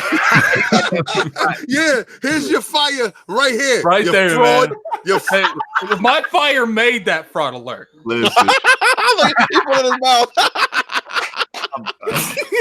I'm done. King is out of control. King is out of control. I cannot with you. Listen, at the end of the day, I agree with all of you guys. I think that at the end of the day, one SKU is probably the best route. You know what I'm saying? And like B.R.A.P. is saying, if the devs are telling you, fam, we're gonna develop for the Lockhart, and just letting you know that's our common denominator. That's where we going with our resources. And Microsoft to themselves are not happy. That shows to me they want to showcase the power of Anaconda. Yes, they show that it's a jump. So that when I hear that kind of talk, I'm super excited. And like I forgot who said it, I think it was Forte. At the end of the day, the X is still a viable platform, right? Yep. That, in a sense, becomes the new Lockhart. You know what I'm saying? And if you put a nice little price reduction, you literally have the two SKUs that you were going to envision anyway. Exactly. So I'm let's just talk about one thing. Like King, when he said the thing about tripping and falling and people winning because of it, that's sticking with me a lot. But ultimately, he's right, because Microsoft, we'll see in the next generation. If Microsoft doesn't do this one thing, they'll do it. They'll slip and fall over again. Right. Some people don't know that the first year of Xbox One and PS4 being out, Microsoft led in software, even knowing Sony was still leading in consoles. That's because Microsoft did what? Had third-party deals that they still fostered from the 360. Right. What happened that next year? All the third-party developers went over to Sony. And I've always said that from the start, because I'm about to have to leave.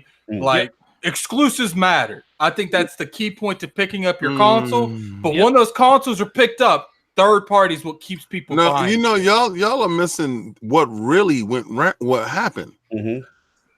Sony launched in more regions. Yes, they did. All right. Twice as many regions. I gotta go, you guys. I'll catch you later. It was a pleasure. Besides B.R.A.P., no, I'm joking. Oh my God! Come on, hey, that's all right, man. I said I was joking. Hey, man, if it's free, you know how King is. You know how he says I'm the free stuff. You can sit there this way, man. I'll read the whole thing. I'll talk to you guys later. All right, man. See you. Yeah, Xbox was only in like 11 regions at first. Then no. There were more of that. They were in 21. They were in 21 countries, but PlayStation launched in 49 countries. Yeah, see, that's the part that people don't get.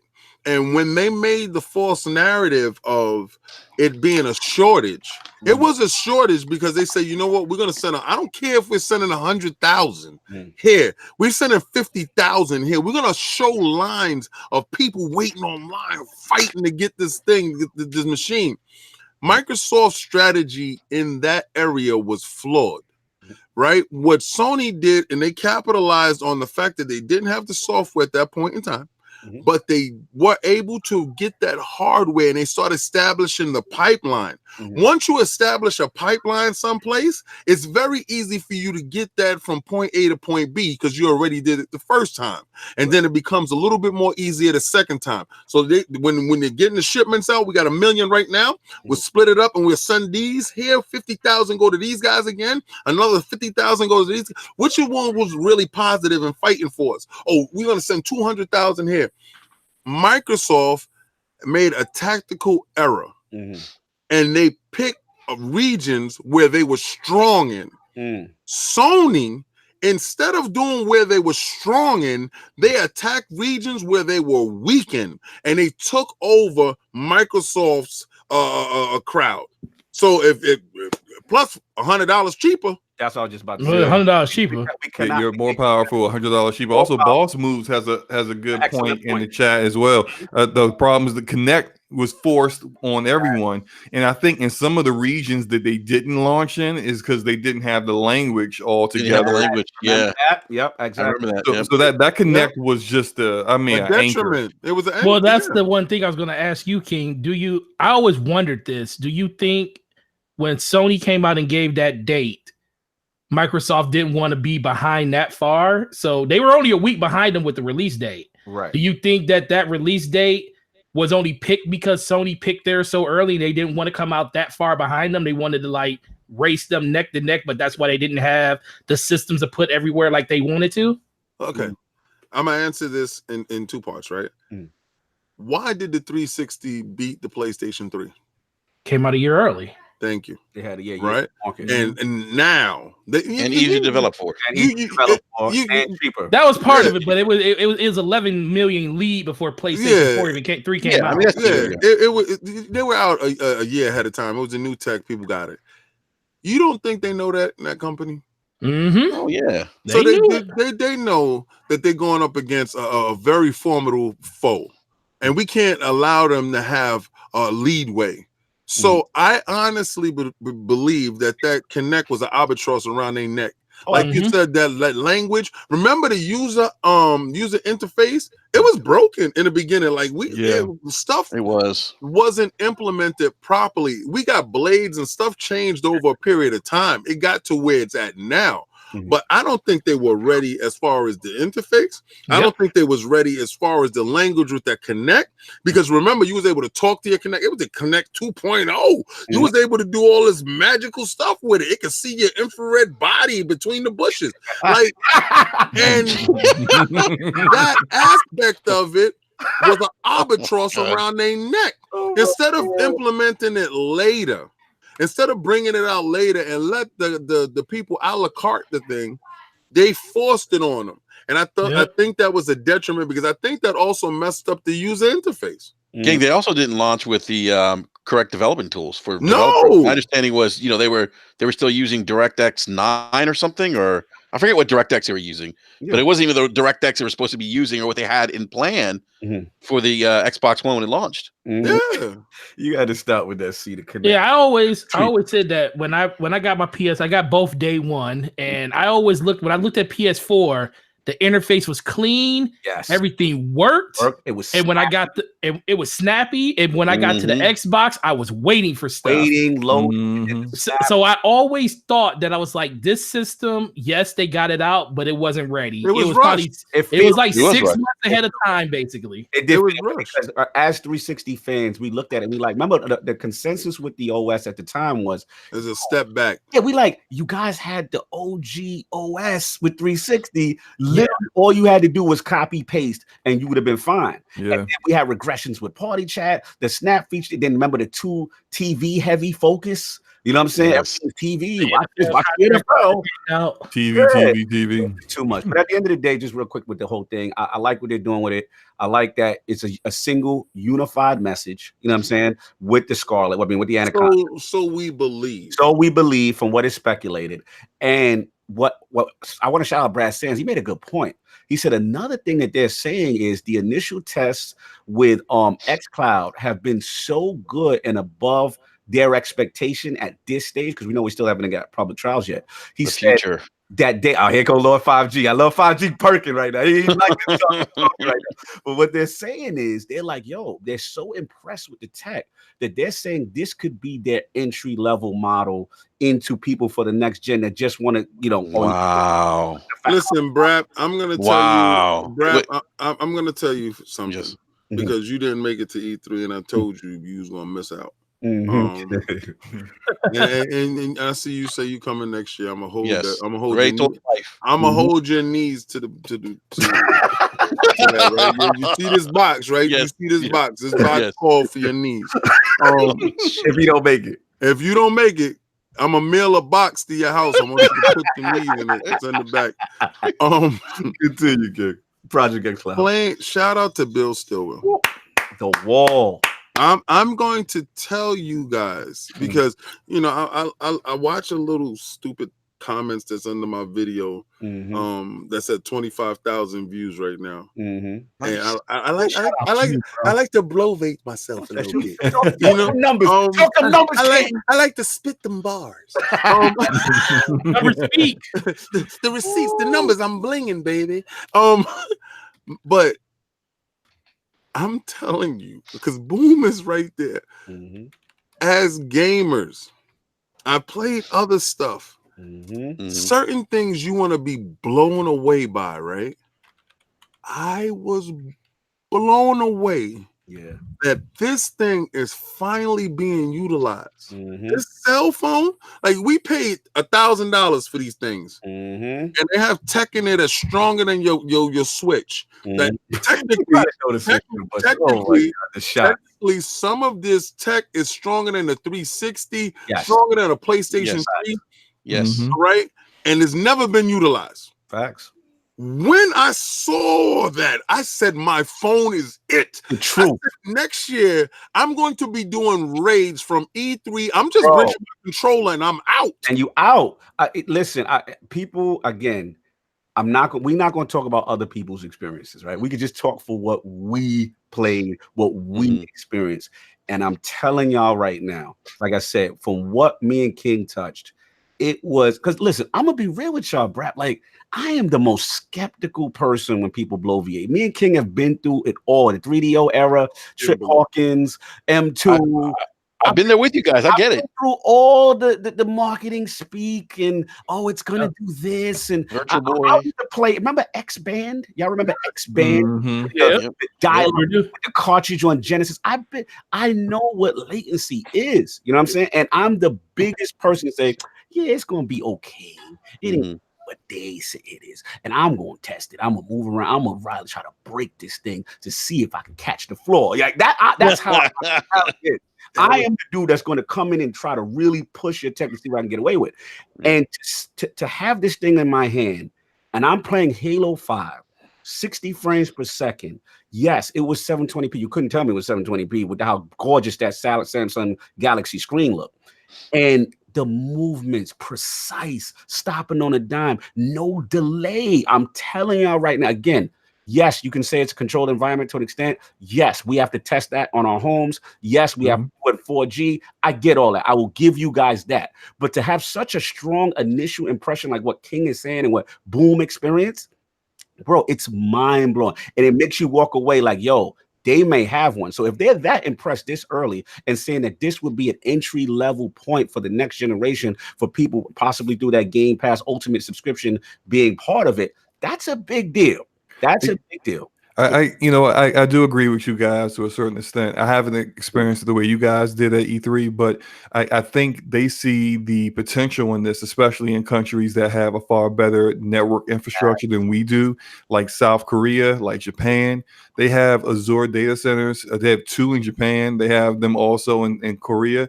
And I think that's where we're starting to get some of that talk from Phil about, hey, I'm looking at potentially acquiring a Japanese developer or setting up our own studio, because typically really the kind of games that are first party that Xbox has aren't the kind of games that the Japanese gravitate to, and but then you got stuff like what was that Crisis X game that they showed at E3? That's the most hottest game in South Korea. Yeah. Like for them, this is giving them a new way of trying to get into a market that they've been traditionally shut out of in Japan and Asia. That's really going to be crucial for them. It's good. I think that's a really good thing. Although over here, I think for us, it's still always going to be a secondary method of playing games. So always, because everyone's going the same way how King talked about how he's got like a $80,000 PC, sitting there. but he still want that console experience of sitting on his couch and playing his games. I'm the same way. Like I haven't built the PC because I just like sitting in my computer chair and playing games. I actually moved my Xbox and PlayStation into my home work office. And for a while it was cool, but I preferred my 4K HDR, 60-inch TV, and sitting on my couch, and I had to move it all back. So like, there's some people that's just the way they are, and I think I even said this with Enrique on B.R.A.P. last week that like they're really trying to capture that mobile market too. The 51% of all total revenue out there for gaming revenue comes from mobile, and Sony is seeing that, and they kind of rubbing their hands together. Microsoft seeing that they rubbing their hands together, but like these people don't really, don't really always gravitate to kind of games that we love, right? So I think they're going to also start like that's why they come out with Gears Pop. They want to get something that's going to get the people who will play on the go. I want to pop Gears. I want to do that. I play a lot of stuff when I'm waiting online and I'm doing things. Exactly. And if I can stand online, I can be in the rig with my people and have my Bluetooth in my ear. Forte, I'm just thinking about doing my Destiny grind, stuff that I hate doing, you know what I'm saying? Just remotely and still. I mean, Phil Spencer's playing Destiny. They're telling me like he's over to Japan. He's playing. He's a big Destiny fan. You know what I'm saying? And he's doing that on Xbox. Like that type of stuff excites me. And to have your achievements, all that Xbox Live integrated, feature set continuing after the home console. And I agree with Slow. This is not for everybody. Like there's people who's just going to want their dedicated console experience. That's not going anywhere. That will always be the number one way to play. But to have this option is going to be exciting for a lot of gamers. So that's what I got. Shout out B.R.A.P. in the PlayStation Nation in the building. That's what's up. I see you. Let's move right on because we got to get out of here soon, man. Addict's topic, we had demise of E3, and then we're gonna talk about Destiny real quick. So real quick, basically what Addict was saying was obviously the Sony lack of presence, and Activision, we left a gaping hole. So his concern is that are we coming to the final stages of E3? You know what I'm saying? What do we think about it? So let's get B.R.A.P. in there. What you think? Are we getting towards the end now that these guys are not part of the festivities? I feel like we've been having this conversation for the last couple of years, ever since EA decided to kind of walk off the campus, if you will, and do their own thing. Look, people outside to catch strokes in the heat in the sun, and taking out people out. Shout out to EA for trying to kill people. Yeah, shout out to the heat stroke out there. EA Play when you waiting on. Oh my goodness! No, I haven't been at E3, but we asked this question. We had Matt Piscatello on from MPD. He's the MPD show. Listen to the show. Great show. Thank you. And we asked Matt that question. Like, what's going on with E3? He's like, it's kind of in this unique place now where it's not really in a trade show the way it used to be, but it's also not really like a fan festival either. It's kind of like a combination of the two, and it sounded like they're trying to figure out what they want to be next. And we said to Matt, we asked Matt, said, hey, does Sony need to be at E3? And do you think they'll be at E3 next year? And he's like, it's 50-50. He thinks that in today's day of age with influencers, and I'm going to paraphrase some of the stuff he was saying here, but more or less he was saying like, they could be okay with, not going to E3 because of things like YouTube, things, social media, events like PSX, where they have a little more control of the messaging, where you necessarily don't have to use E3 anymore to get the message out there. And so I thought that was kind of interesting, and which would leave, I think, the E3 in a kind of interesting situation where if it's not really going to be a traditional trade show, what is it going to be then? Is it going to be more like a PAX He does think that they need to maybe make it toward. I think his thing was, if he was head of the SA, he would make it more like a Gamescom, where you have like a day for the press and for the industry, and then the next 3 days would be all for the fans. And that may make more sense, for E3. But I did ask him. I said, "Do you think that that they should move the venue?" And he's like, "Absolutely." He's like, "LA is just a pain in the butt to get around, and maybe moving it around to different areas might be beneficial to the event." So, LA is a pain in the butt to get around. I actually think everything is strategically placed nice. But you like it? You prefer it at LA? No, I wanted to go all over. Okay. I don't want to. Are you finished, Brad? Yeah. I mean, go ahead, man. Okay, yeah, I didn't want to jump in your turn. No. All right. Being going there, right, and the first year I went, it was closed off to the public. Okay, and knowing that when it was just a trade show, and you would go in and it was just media, and you were able to sit down, get your interviews, and it seemed like productivity was at a high. But remember, we're at a transition year. So the fact that Sony took off is because, one, they had nothing to show. All they can do is actually hurt themselves. So they said, you know what, we're not gonna waste the money. We're gonna let these dudes, say whatever. And people thought they was gonna put out something during the show. They didn't. I don't think that the fact that Sony, 100 watching, hit that like button, y'all. Shout out to 100. Let's go. Come on, hit that like. Having a good time, y'all. Continue, King. I don't think that Sony not being there means the death of E3. And a lot of their fans will say that, I didn't care for E3 this year. Of course you didn't, because your peoples wasn't there. Because the people you buy your burgers from didn't have no meat for you. Oh my! You were vegan that week, brother. That week you shout out to your vegan meal. Oh my God! It was a lot of meat and potatoes for those brothers that was on the Microsoft camp. So it was E3 was alive and banging. Like I'm gonna keep it real with you. You wasn't there. You were looking through your TV screen. It wasn't nothing for you to see. So of course you're gonna feel like it's a death or something if it's nothing for you to view. Like a lot of people that go to Netflix and be like, yo, there's nothing on Netflix for me. It's the death of Netflix. Shut up. Take your behind the Hulu. That's what you like. Do the Hulu. Barry said, King, you need a shin kick in your knees for that Sony slander. Jay Barry, were you there? You don't go for my man Barry. That's Boogie down. You too, sir. Knees is in the box. All right. So you are welcome next year to come out and hang out with the Lords in Cali at E3 and actually see it and touch, because Nintendo was represented on that floor, sir. All right. So when we're out there, Nintendo has a huge presence. People will go in there. It changes. Like, I would love, like you said, for it to be one day for just media, press, and get in there, get your interviews, get your stuff in, right? Right now it turns into a whole free for all. And what you notice now is these guys got to get up at 7 o'clock in the morning, get there to get an interview with devs early in the morning, instead of having the whole day to plan out your day, getting all your interviews. And during the week, you're in there an hour early before the show starts. Then when the show floor starts, here comes these hungry people. And it turned into something different. First, it will never be a PAX. If you ever been to PAX, PAX is a beautiful cornucopia of gaming. Like literally you're touching there's no lines that you're standing on trying to get in there. It's the internet sucks crap. I don't stream in there. Don't do what the LordCognito did his first time. Don't make the mistake I did. Don't do that. But PAX, it will never be a PAX, because PAX has a formula that is set up for gamers, right? It's really made for you, and they cultivated that over a period of time.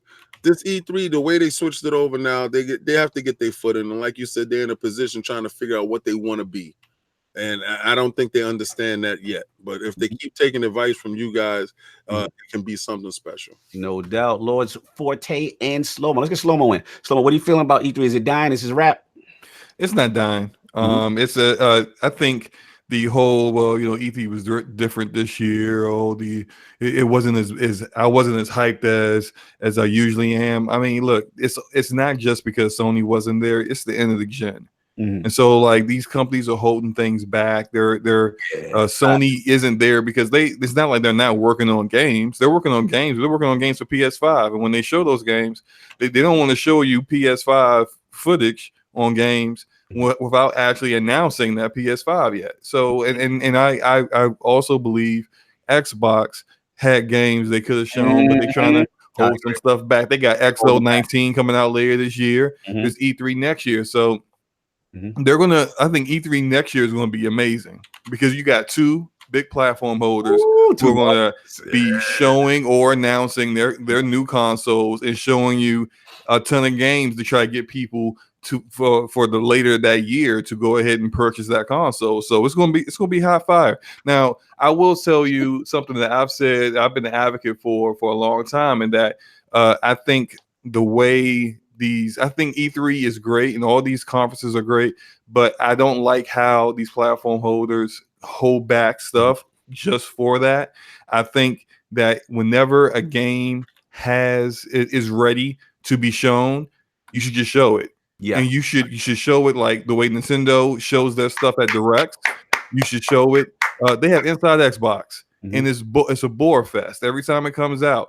Why don't you show like Ninja Theory's next game they're coming out at that? Announce these games when they're ready to be announced, and then you don't have to go to a developer like, hey, are you ready for E3 yet? No, look, you be ready when you're ready, and then we could drop that at like July inside Xbox. Facts. Just real quick, Slow. I totally agree. The problem that we see, and we had shout out to the Xbox 2 we had on last week, is that it feels like there has been an internal memo since the Scalebound situation that they are not going to show stuff that is not ready. Second thing, Mods Gaming with the $10 super chat. Next gen E3 2020. Mods Gaming is coming for sure. My man, you coming to the compound, bro? Yeah, Mods. Are you coming in with us to the compound? Are you going to check out the house? That's lordsofgaming.net. Finest tech news. My man, Mods Gaming. Salute. Jay Barry with the $5. Shout out to the iLord Pod. Good show. Yo, salute, brother. We missed you on the PlayStation joint for that smoke, bro. We got to bring you back. Time out, Jay. Time out. I went at you with the knees in the box. You chose to just say good show. I don't like you bending the knee like that. I wanted you to come at Ari. I wanted you to come at me, baby. Dang, man. Yo, King, he trying to bribe you with that $5 to get his knee back. He's like, yo, King, stop playing. Is he the champ that ankles went out? Oh, no. I ain't gonna do this to Bar. Listen, Barry's a homie, but I thought he was gonna come at me. I thought you was gonna, man, I wanted to read that. And then I saw it, I was like, he said I'm being nice, man. I know, man. Come on, man. Don't be nice, be mean. Come on, baby. Slow down. So in your opinion, Slow, the E3 is gonna be okay, or you feel like just because of the holding back and people are just gearing up for next year gonna be lit? I think it's always going to be okay. I think one you have Phil Spencer, who's also on the board with the ESA, and the ESA holds E3, and Phil's going to make sure that Xbox is always relevant there. They're never going to stop going there. I think Sony's definitely going to be back next year. My whole part about I think that they don't really necessarily need to hold all their announcements and their big reveals just for the conferences like E3. I think they should switch it up and really show those things when they're ready to be shown. If that's November, if that's August, if that's February, so be it. But just you can still show that stuff at E3 as well. Just show a little bit more content. But still, I think in 2019, in the age of the internet, you don't need to hold everything back just for the conferences. I agree. Lord's Forte, is it dying? Is this the wrap for E3? No, man, it ain't the wrap for E3. I think we're gonna get a whole nother breath of fresh air when next year comes out. I think new systems, excited, bro. New systems by itself will do that. That's the only reason I didn't go this year. I was like, man, why would I go? I said it was nice to go this year. I ain't trying to pay that ticket though. Not trying to pay that ticket this year. So I already told my wife, I was like, next year, gotta be there next year. This is you, B.R.A.P., Fonzarelli, but tell the wives now. Yeah, I told my wife already. My wife already knows. All right, start planting the seed. I Yo, told Brap, you know it ain't no refunds, right? Like, once the money's in, the money's in. There's no back out. Yeah. The money's my in. wife. I will tell that too, but honey, once I put in, that's it. Well, I told my wife she'd been wanting to go to San Diego Comic-Con for like the last couple of years, so I already told her. I was like, well, I'll go to E. If I go to E3, we'll go to San Diego Comic-Con next year. So Nice. we're already saving up for that. So that's gonna be a big 2 months. Shout out to you on the bribe. Bro, man. Bro, you got to bribe the dog. I can't go in the look. I work for GameStop. I already leave for a whole week to go to our own little conference where we have our little thing with the developers and stuff for a week. So me to do that twice in 1 year and she not get anything out of it, not gonna happen, bro. It's a give and take, brother. I feel you. Yeah, so I think it's still going to be relevant. I just think that next year is going to be incredible. After that, it just comes down to the venue. Microsoft hasn't been inside of the actual E3 arena for the last 2-3 years now.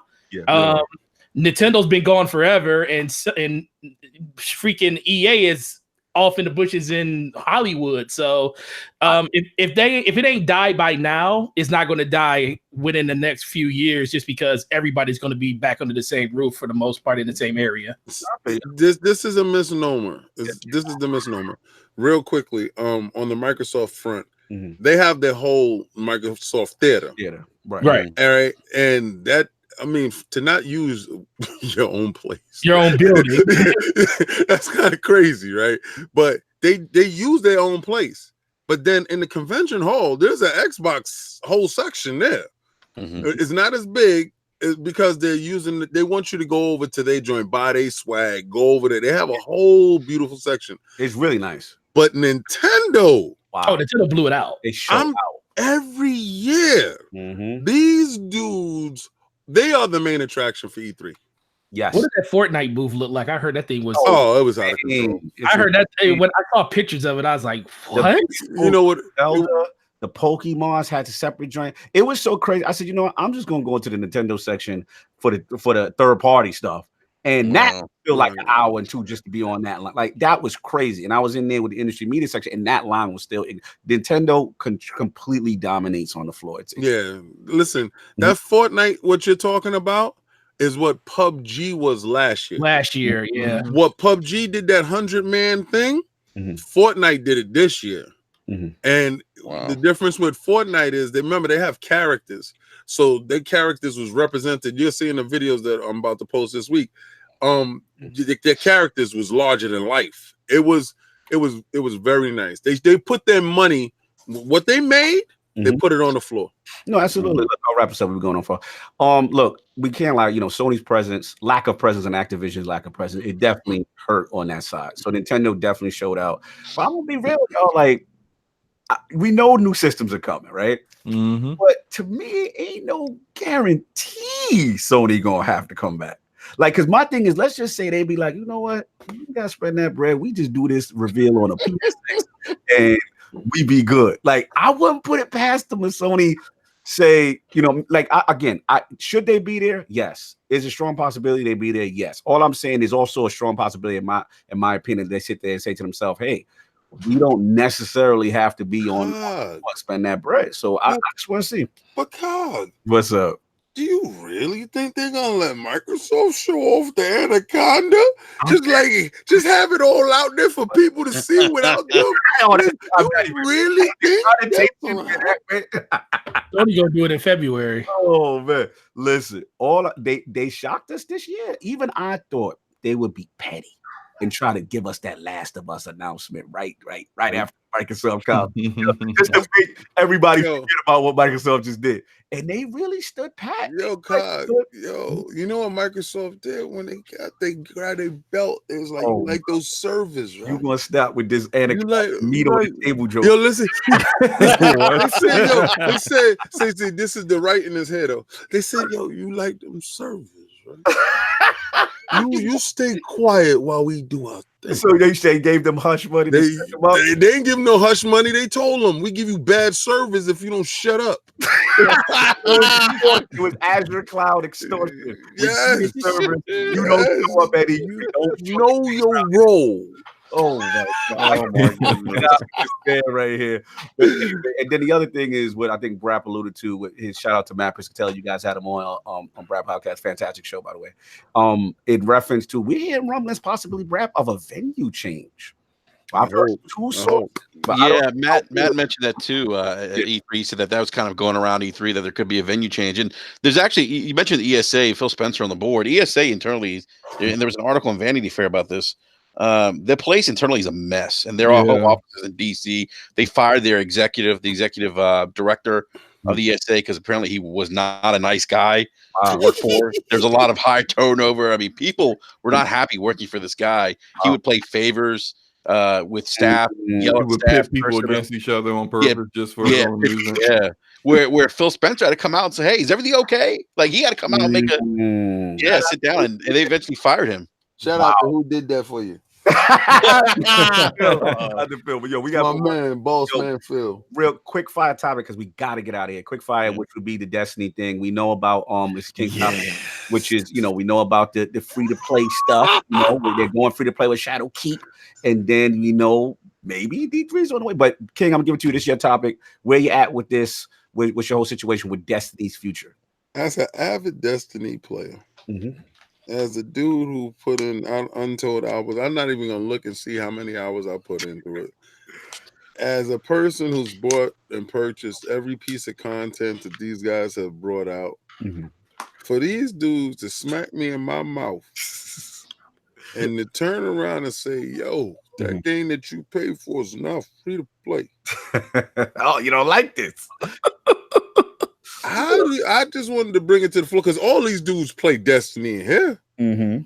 I want to bring it to the floor of how y'all like being smacked in the mouth and telling you your efforts and your dollars really don't count going forward because we're gonna give it out to the new dudes for free. All right, let's get some clarity with Forte. Now, go for it. Please explain about the new light system and how they probably don't have access to everything. But explain the new light. All right, so break it down, brother. So the free-to-play version of this game is, like you said, Destiny is still Destiny. It's not a separate game. The only difference is everything that is Destiny outside of the raid for Forsaken, the raid and the strikes for the Shadowkeep are walled off. It's like a wall guard. You can't do none of that stuff unless you buy the DLC for those things. You can still go to all of the destinations. You can still go to all the patrol missions for every planet on the game, even the one for Shadowkeep. But you can't do any of the in-game activity for Forsaken or anything for Shadowkeep going forward. PvP will be free for everybody. Gambit and Gambit Prime free for everybody, but you will be able to still hit the max power cap in the game. But the only difference, like I said, you won't be able to play in those higher tier activities when the new DLC drops. If you want that stuff, you just have to pay for Forsaken, which they already said will be at a heavily discounted price by the time it comes out. They didn't disclose what it would be yet. And then if you buy Shadowkeep, it gives you pretty much all the rest of it. And then you're basically up to date with Destiny going forward. All right. So what about to King's question, Forte, the future now? Because he's saying part of what he's also saying in reference to because they got this model and it seems like they're going to be adding on things, Shadowkeep now with bringing back the moon, you're bringing back these spaces that we had, almost like a continuous world. Does this now hamper Destiny 3's development that maybe they say, hey, if they have so much success with this free to pay model and this new light that they push back D3 or don't do D3 at all? Me personally, I don't. If they do a D3, they do a D3. If they don't, they don't. I mean,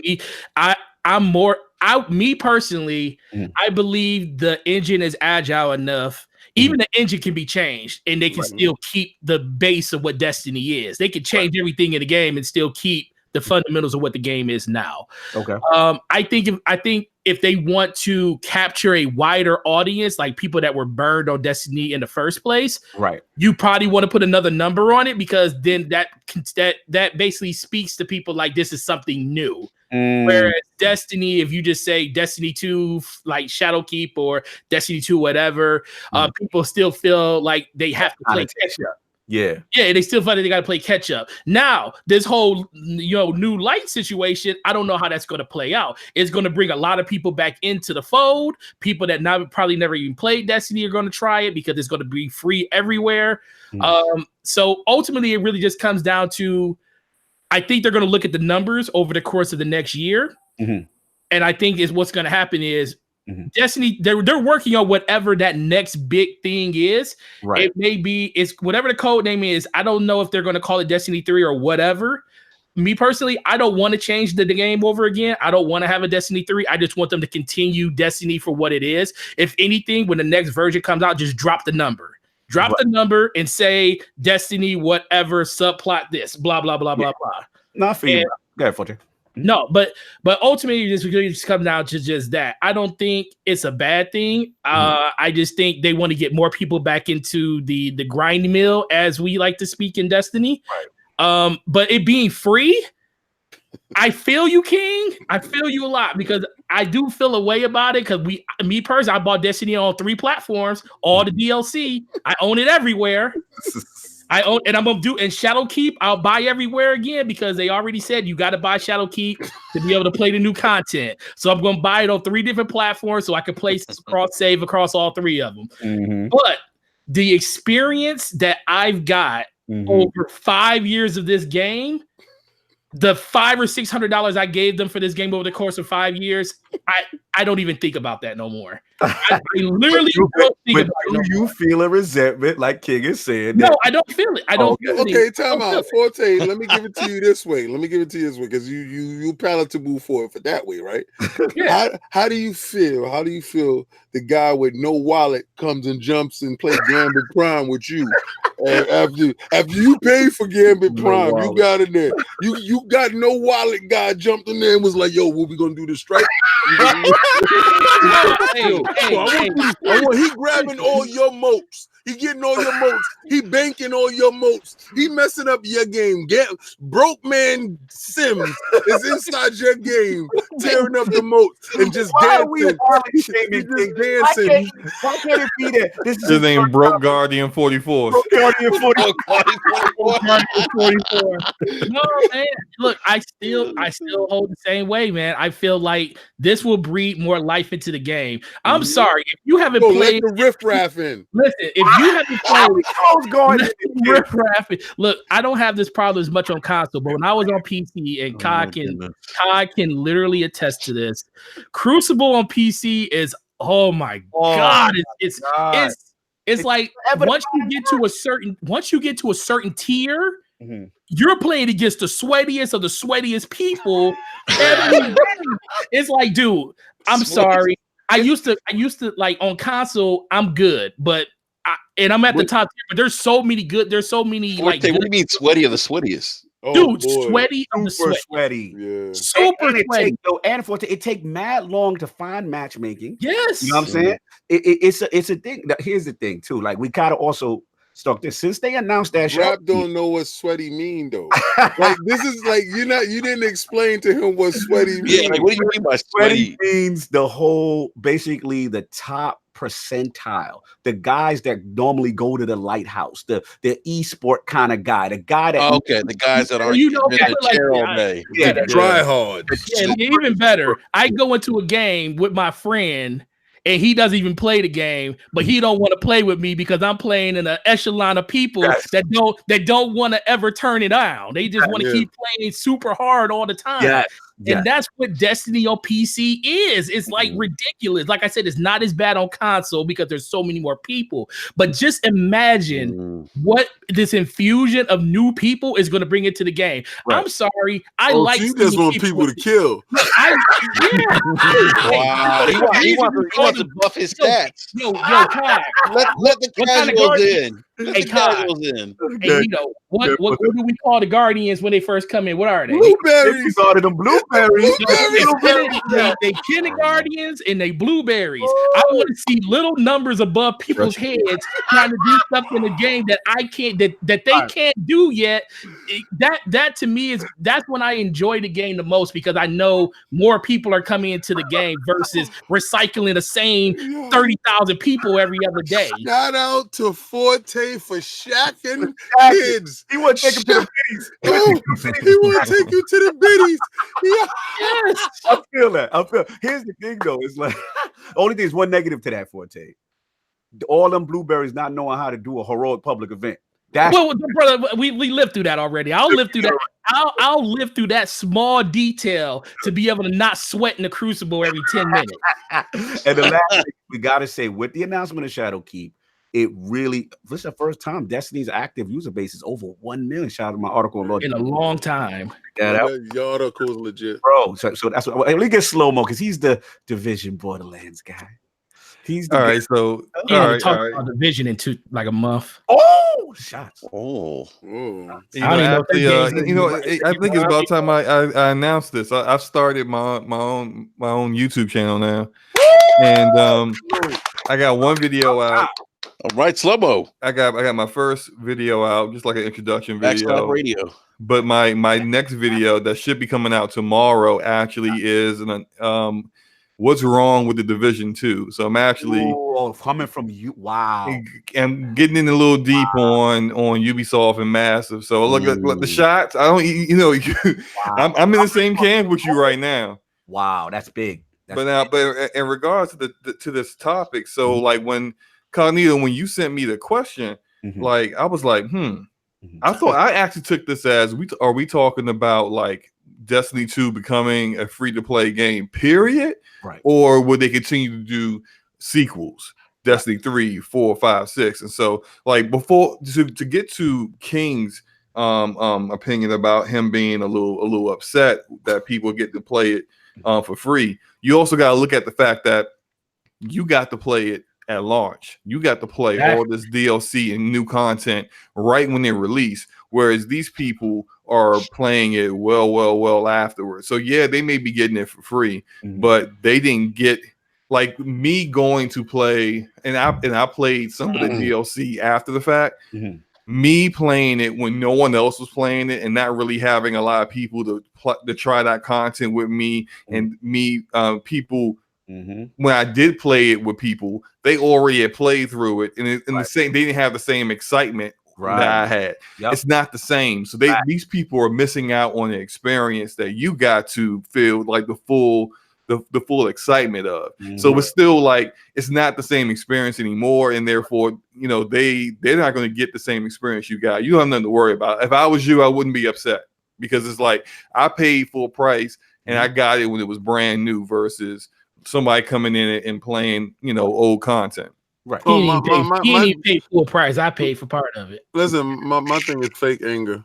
Just like I'm saying, I don't really care because I play with the same individuals every day anyway. So we get a blueberry and we vote them in and we boot them out. So that's how it goes. we gotta make a key point too. I'm gonna give it back to you slow. Is that what they're doing with New Light that I like is one of the things about Destiny that's very frustrating is if someone that is new that hasn't, let's say Enrique comes in, he's like, yo, I want to get down with y'all, right?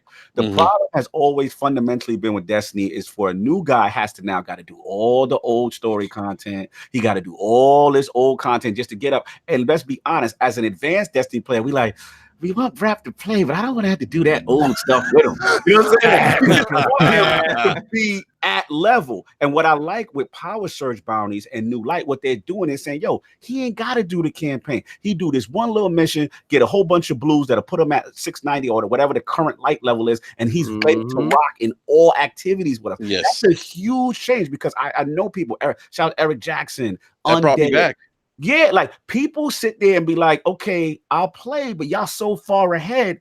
What's the incentive? And us, let's be real, Forte. Do we really like going through base campaign stuff to bring your mans up? Like, it's frustrating. So I love that aspect. Not at all. I lived Destiny when people wouldn't play if you didn't have a Gallahorn. Facts. You know Gallahorn? Kicked out the party real Facts. fast. Yeah. Oh, you don't have a Gallahorn? You can't do this raid with us. Yeah, Gallahorn Shane. That was real. King, we were on that. But wait, no, shout out to me telling you ain't got one. Sit in the corner and don't touch nothing. Just look at us and try to figure it out. You just sit down and be quiet. Oh my God. To get to something I actually wanted to really discuss, I've been kind of excited to talk about this all show. So for real, I think that and me being a Warframe player as well, I'm deep into the loot shooter genre. Like I play all of it.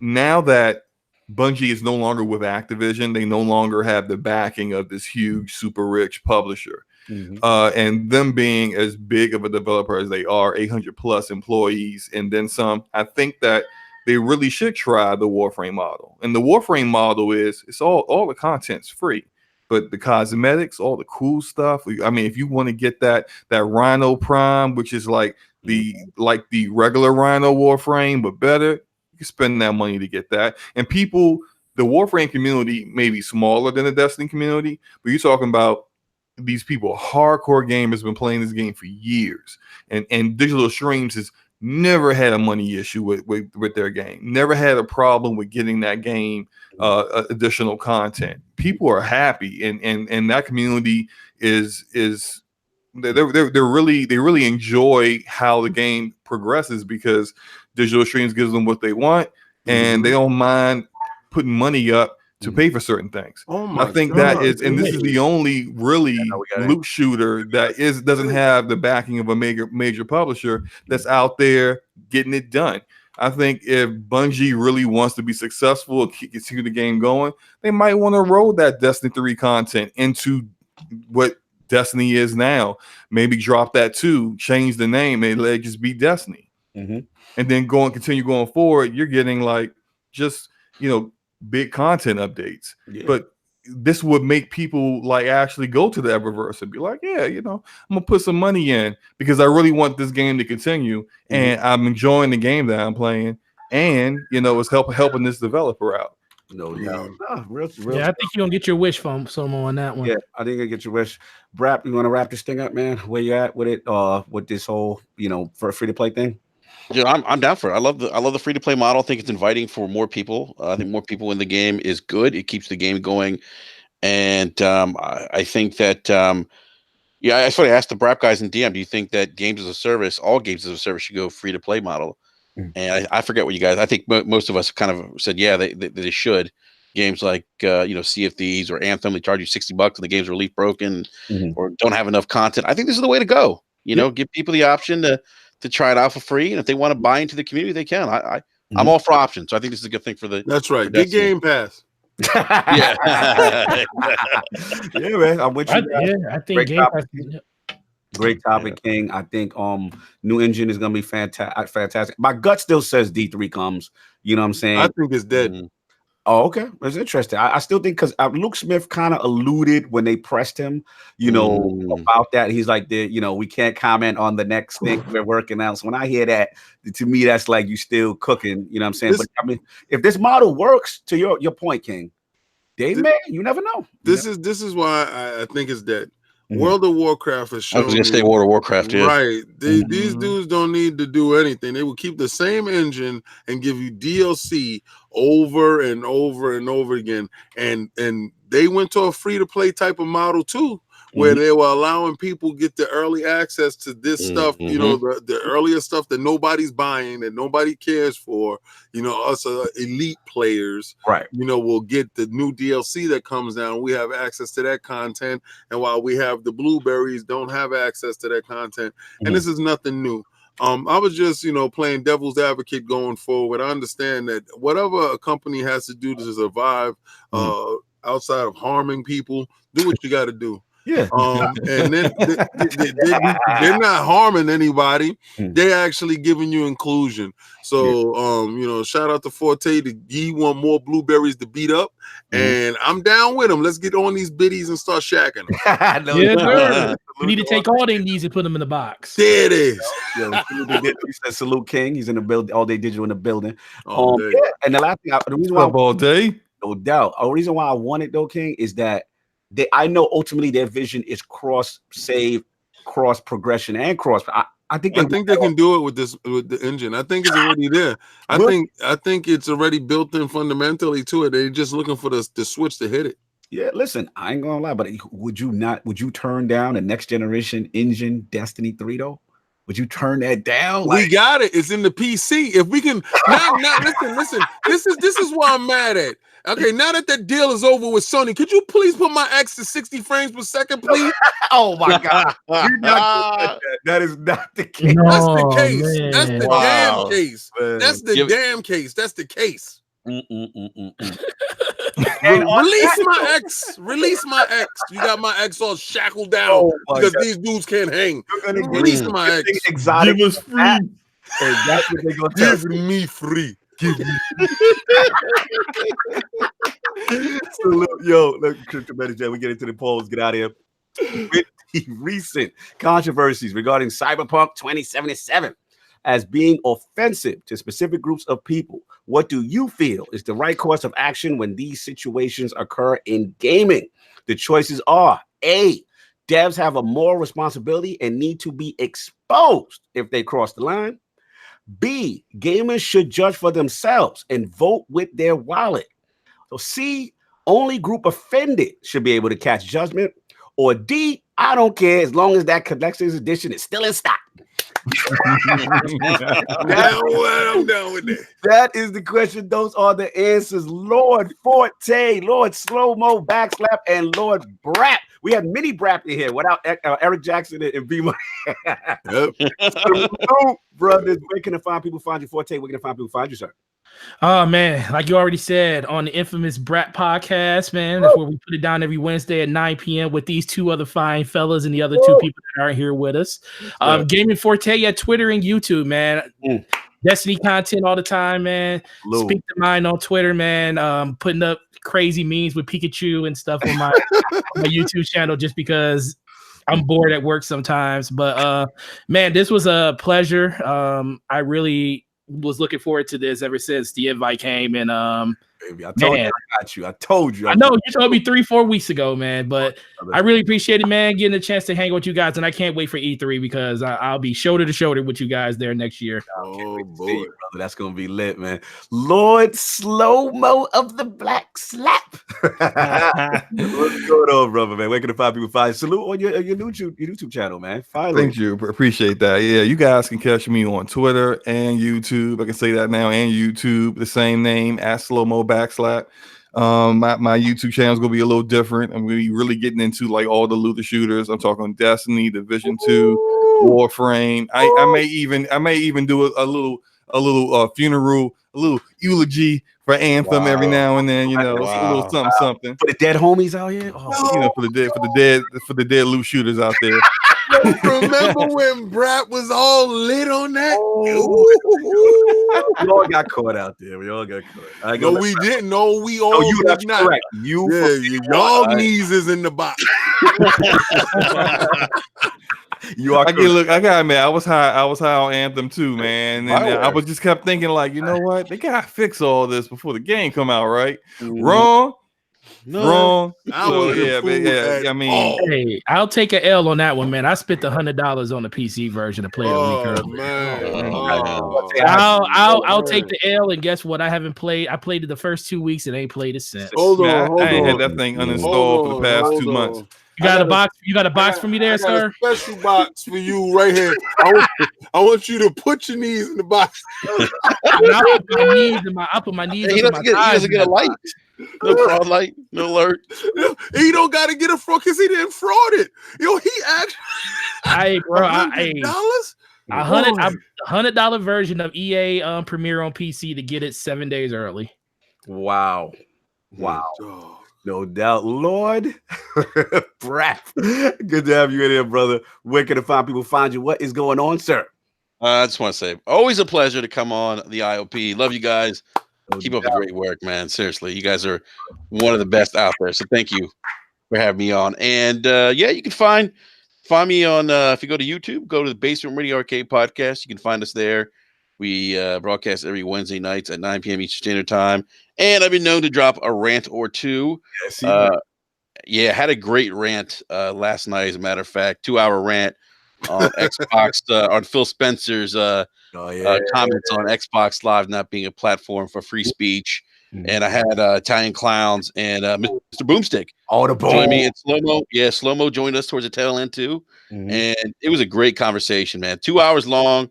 A lot of interesting comments in the comment section. You'd be surprised, or maybe not surprised, but definitely check that out. It was a good one. So, gentlemen, thank you again, though. Always a pleasure. Absolutely. Please, check out the Basement Radio Arcade Podcast. Those are our brothers, man. Love that show. And like I said, I told Slomo, I told B.R.A.P. when you added those two, I really felt to take the show to the next level. I loved y'all before, and now it's like an extra dynamic. That's the Tomax thing. That's the G.I. Joe battling going on right there that I love. But salute the B.R.A.P. podcast. Please watch those brothers. Really good. Eric Jackson, B Money, the crew. You know what I'm saying? We have to show love to you guys, man, because you guys always supported us as well. So salute on that. Lord King with all the smoke today. Where can people find you? What's going on, KOS, man? Well, okay. For those who didn't know, if you wasn't here earlier in the show, I got to say RIP to two statues that buckled under the stress of my my shelving. It was Wonder Woman, it was Batman, it was $900 worth of statues dead. All right, so I just reached out to somebody to see if they can actually repair them.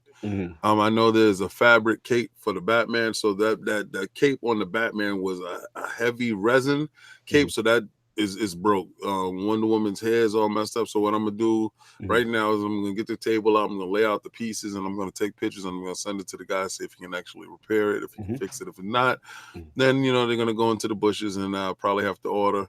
But they were part of the original Holy Trinity, which is Batman, Wonder Woman, and Superman. In the order that you want to choose, that's you. But I also have the second Holy Trinity that's in boxes that's going to be unboxed soon.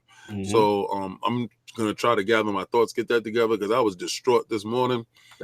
Trust me when I tell you this, nobody wants to go inside their little secret area and find out it's been, something been wrong. Like if you ever been robbed or something, that's the worst feeling, bro. And we know, and we know how much effort you put with them statues. So it definitely hit me. Feels it too, bro. So, but this week I got something, like I told y'all. If y'all watched the last video, I gave you a hint on what's the next video gonna be, and trust me, for all you guys that like cosplay, that like tights, this is gonna be some eye candy for you. That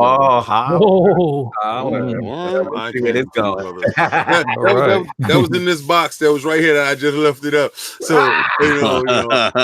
Aquaman need to get his butt up out of here. So she could be seen. So she can rock. No doubt. I can't wait. I already know you're cooking up. The production is lit. Shout out to Attic. I know he's doing his thing at work. We'll be back. Shout out to Solve. He will be back next week. And you already know. Shout out to lordsofgaming.net, man. The guys putting out tremendous articles. Please check that out when you get a chance. Shout out to the stream team. MJ the Boss got a good one out there. Scary Game. He is hilarious playing Scary Games. Please watch that. Oh, that was that? Yo. He's the funniest, bro. I think we found MJ's the Boss lane. Him streaming Scary Games, saying, no, that's not right. Yo, he is actually terrified. If you want to pee on yourself, please go watch the video, because he made me. I had tears in my eyes. I had to watch it twice. MJ it was funny. Boss is the funniest Scary Game streamer I have ever seen. It is because he is literally terrified. See, this is why I was trying to get Enrique to do that, because Enrique is the same way. He a punk when it comes to Scary Games. Let me tell you something. I played Metro Exodus. I got scared. Are you serious? No, I'm serious, man. Okay, then you don't want to see the video that he playing, because I saw the game. I was like, oh, hell to the no. What was he playing? It's something that we had got the key for. The Layers of Fear 2. Oh, Layers of Fear. Oh yeah, my daughter was I watched my daughter play that, and I was like, nope.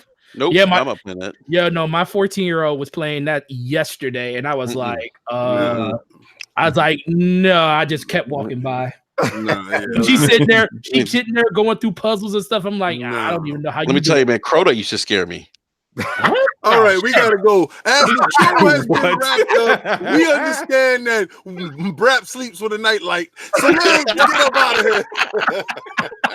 Salute Megatron in the chat. You already know. Oh, my man, Megatron. Listen, Megatron, I do apologize, sir. The compound will be closer next year. Yes. And you know, I do want to spend time with my brother. Absolutely. I definitely missed you much. You understand? Absolutely. Shout out to the stream team. Snaldo's got some stuff coming. We already know. And of course, like I said, LordCognito, Lord B.R.A.P.s, the last word. You already know. Friday, just catch that one that is up there. We're talking about the Shadow Keep stuff. We're talking about everything that's going on with Transmog in Destiny. Wow. Yes, sir. Transmog. Everybody wanted that. Can't believe it's coming. So you already know what that is. And hit that like, subscribe, all that good stuff. Went over. But salute to everybody today. Everybody enjoy your Sunday. And we out of here. Peace.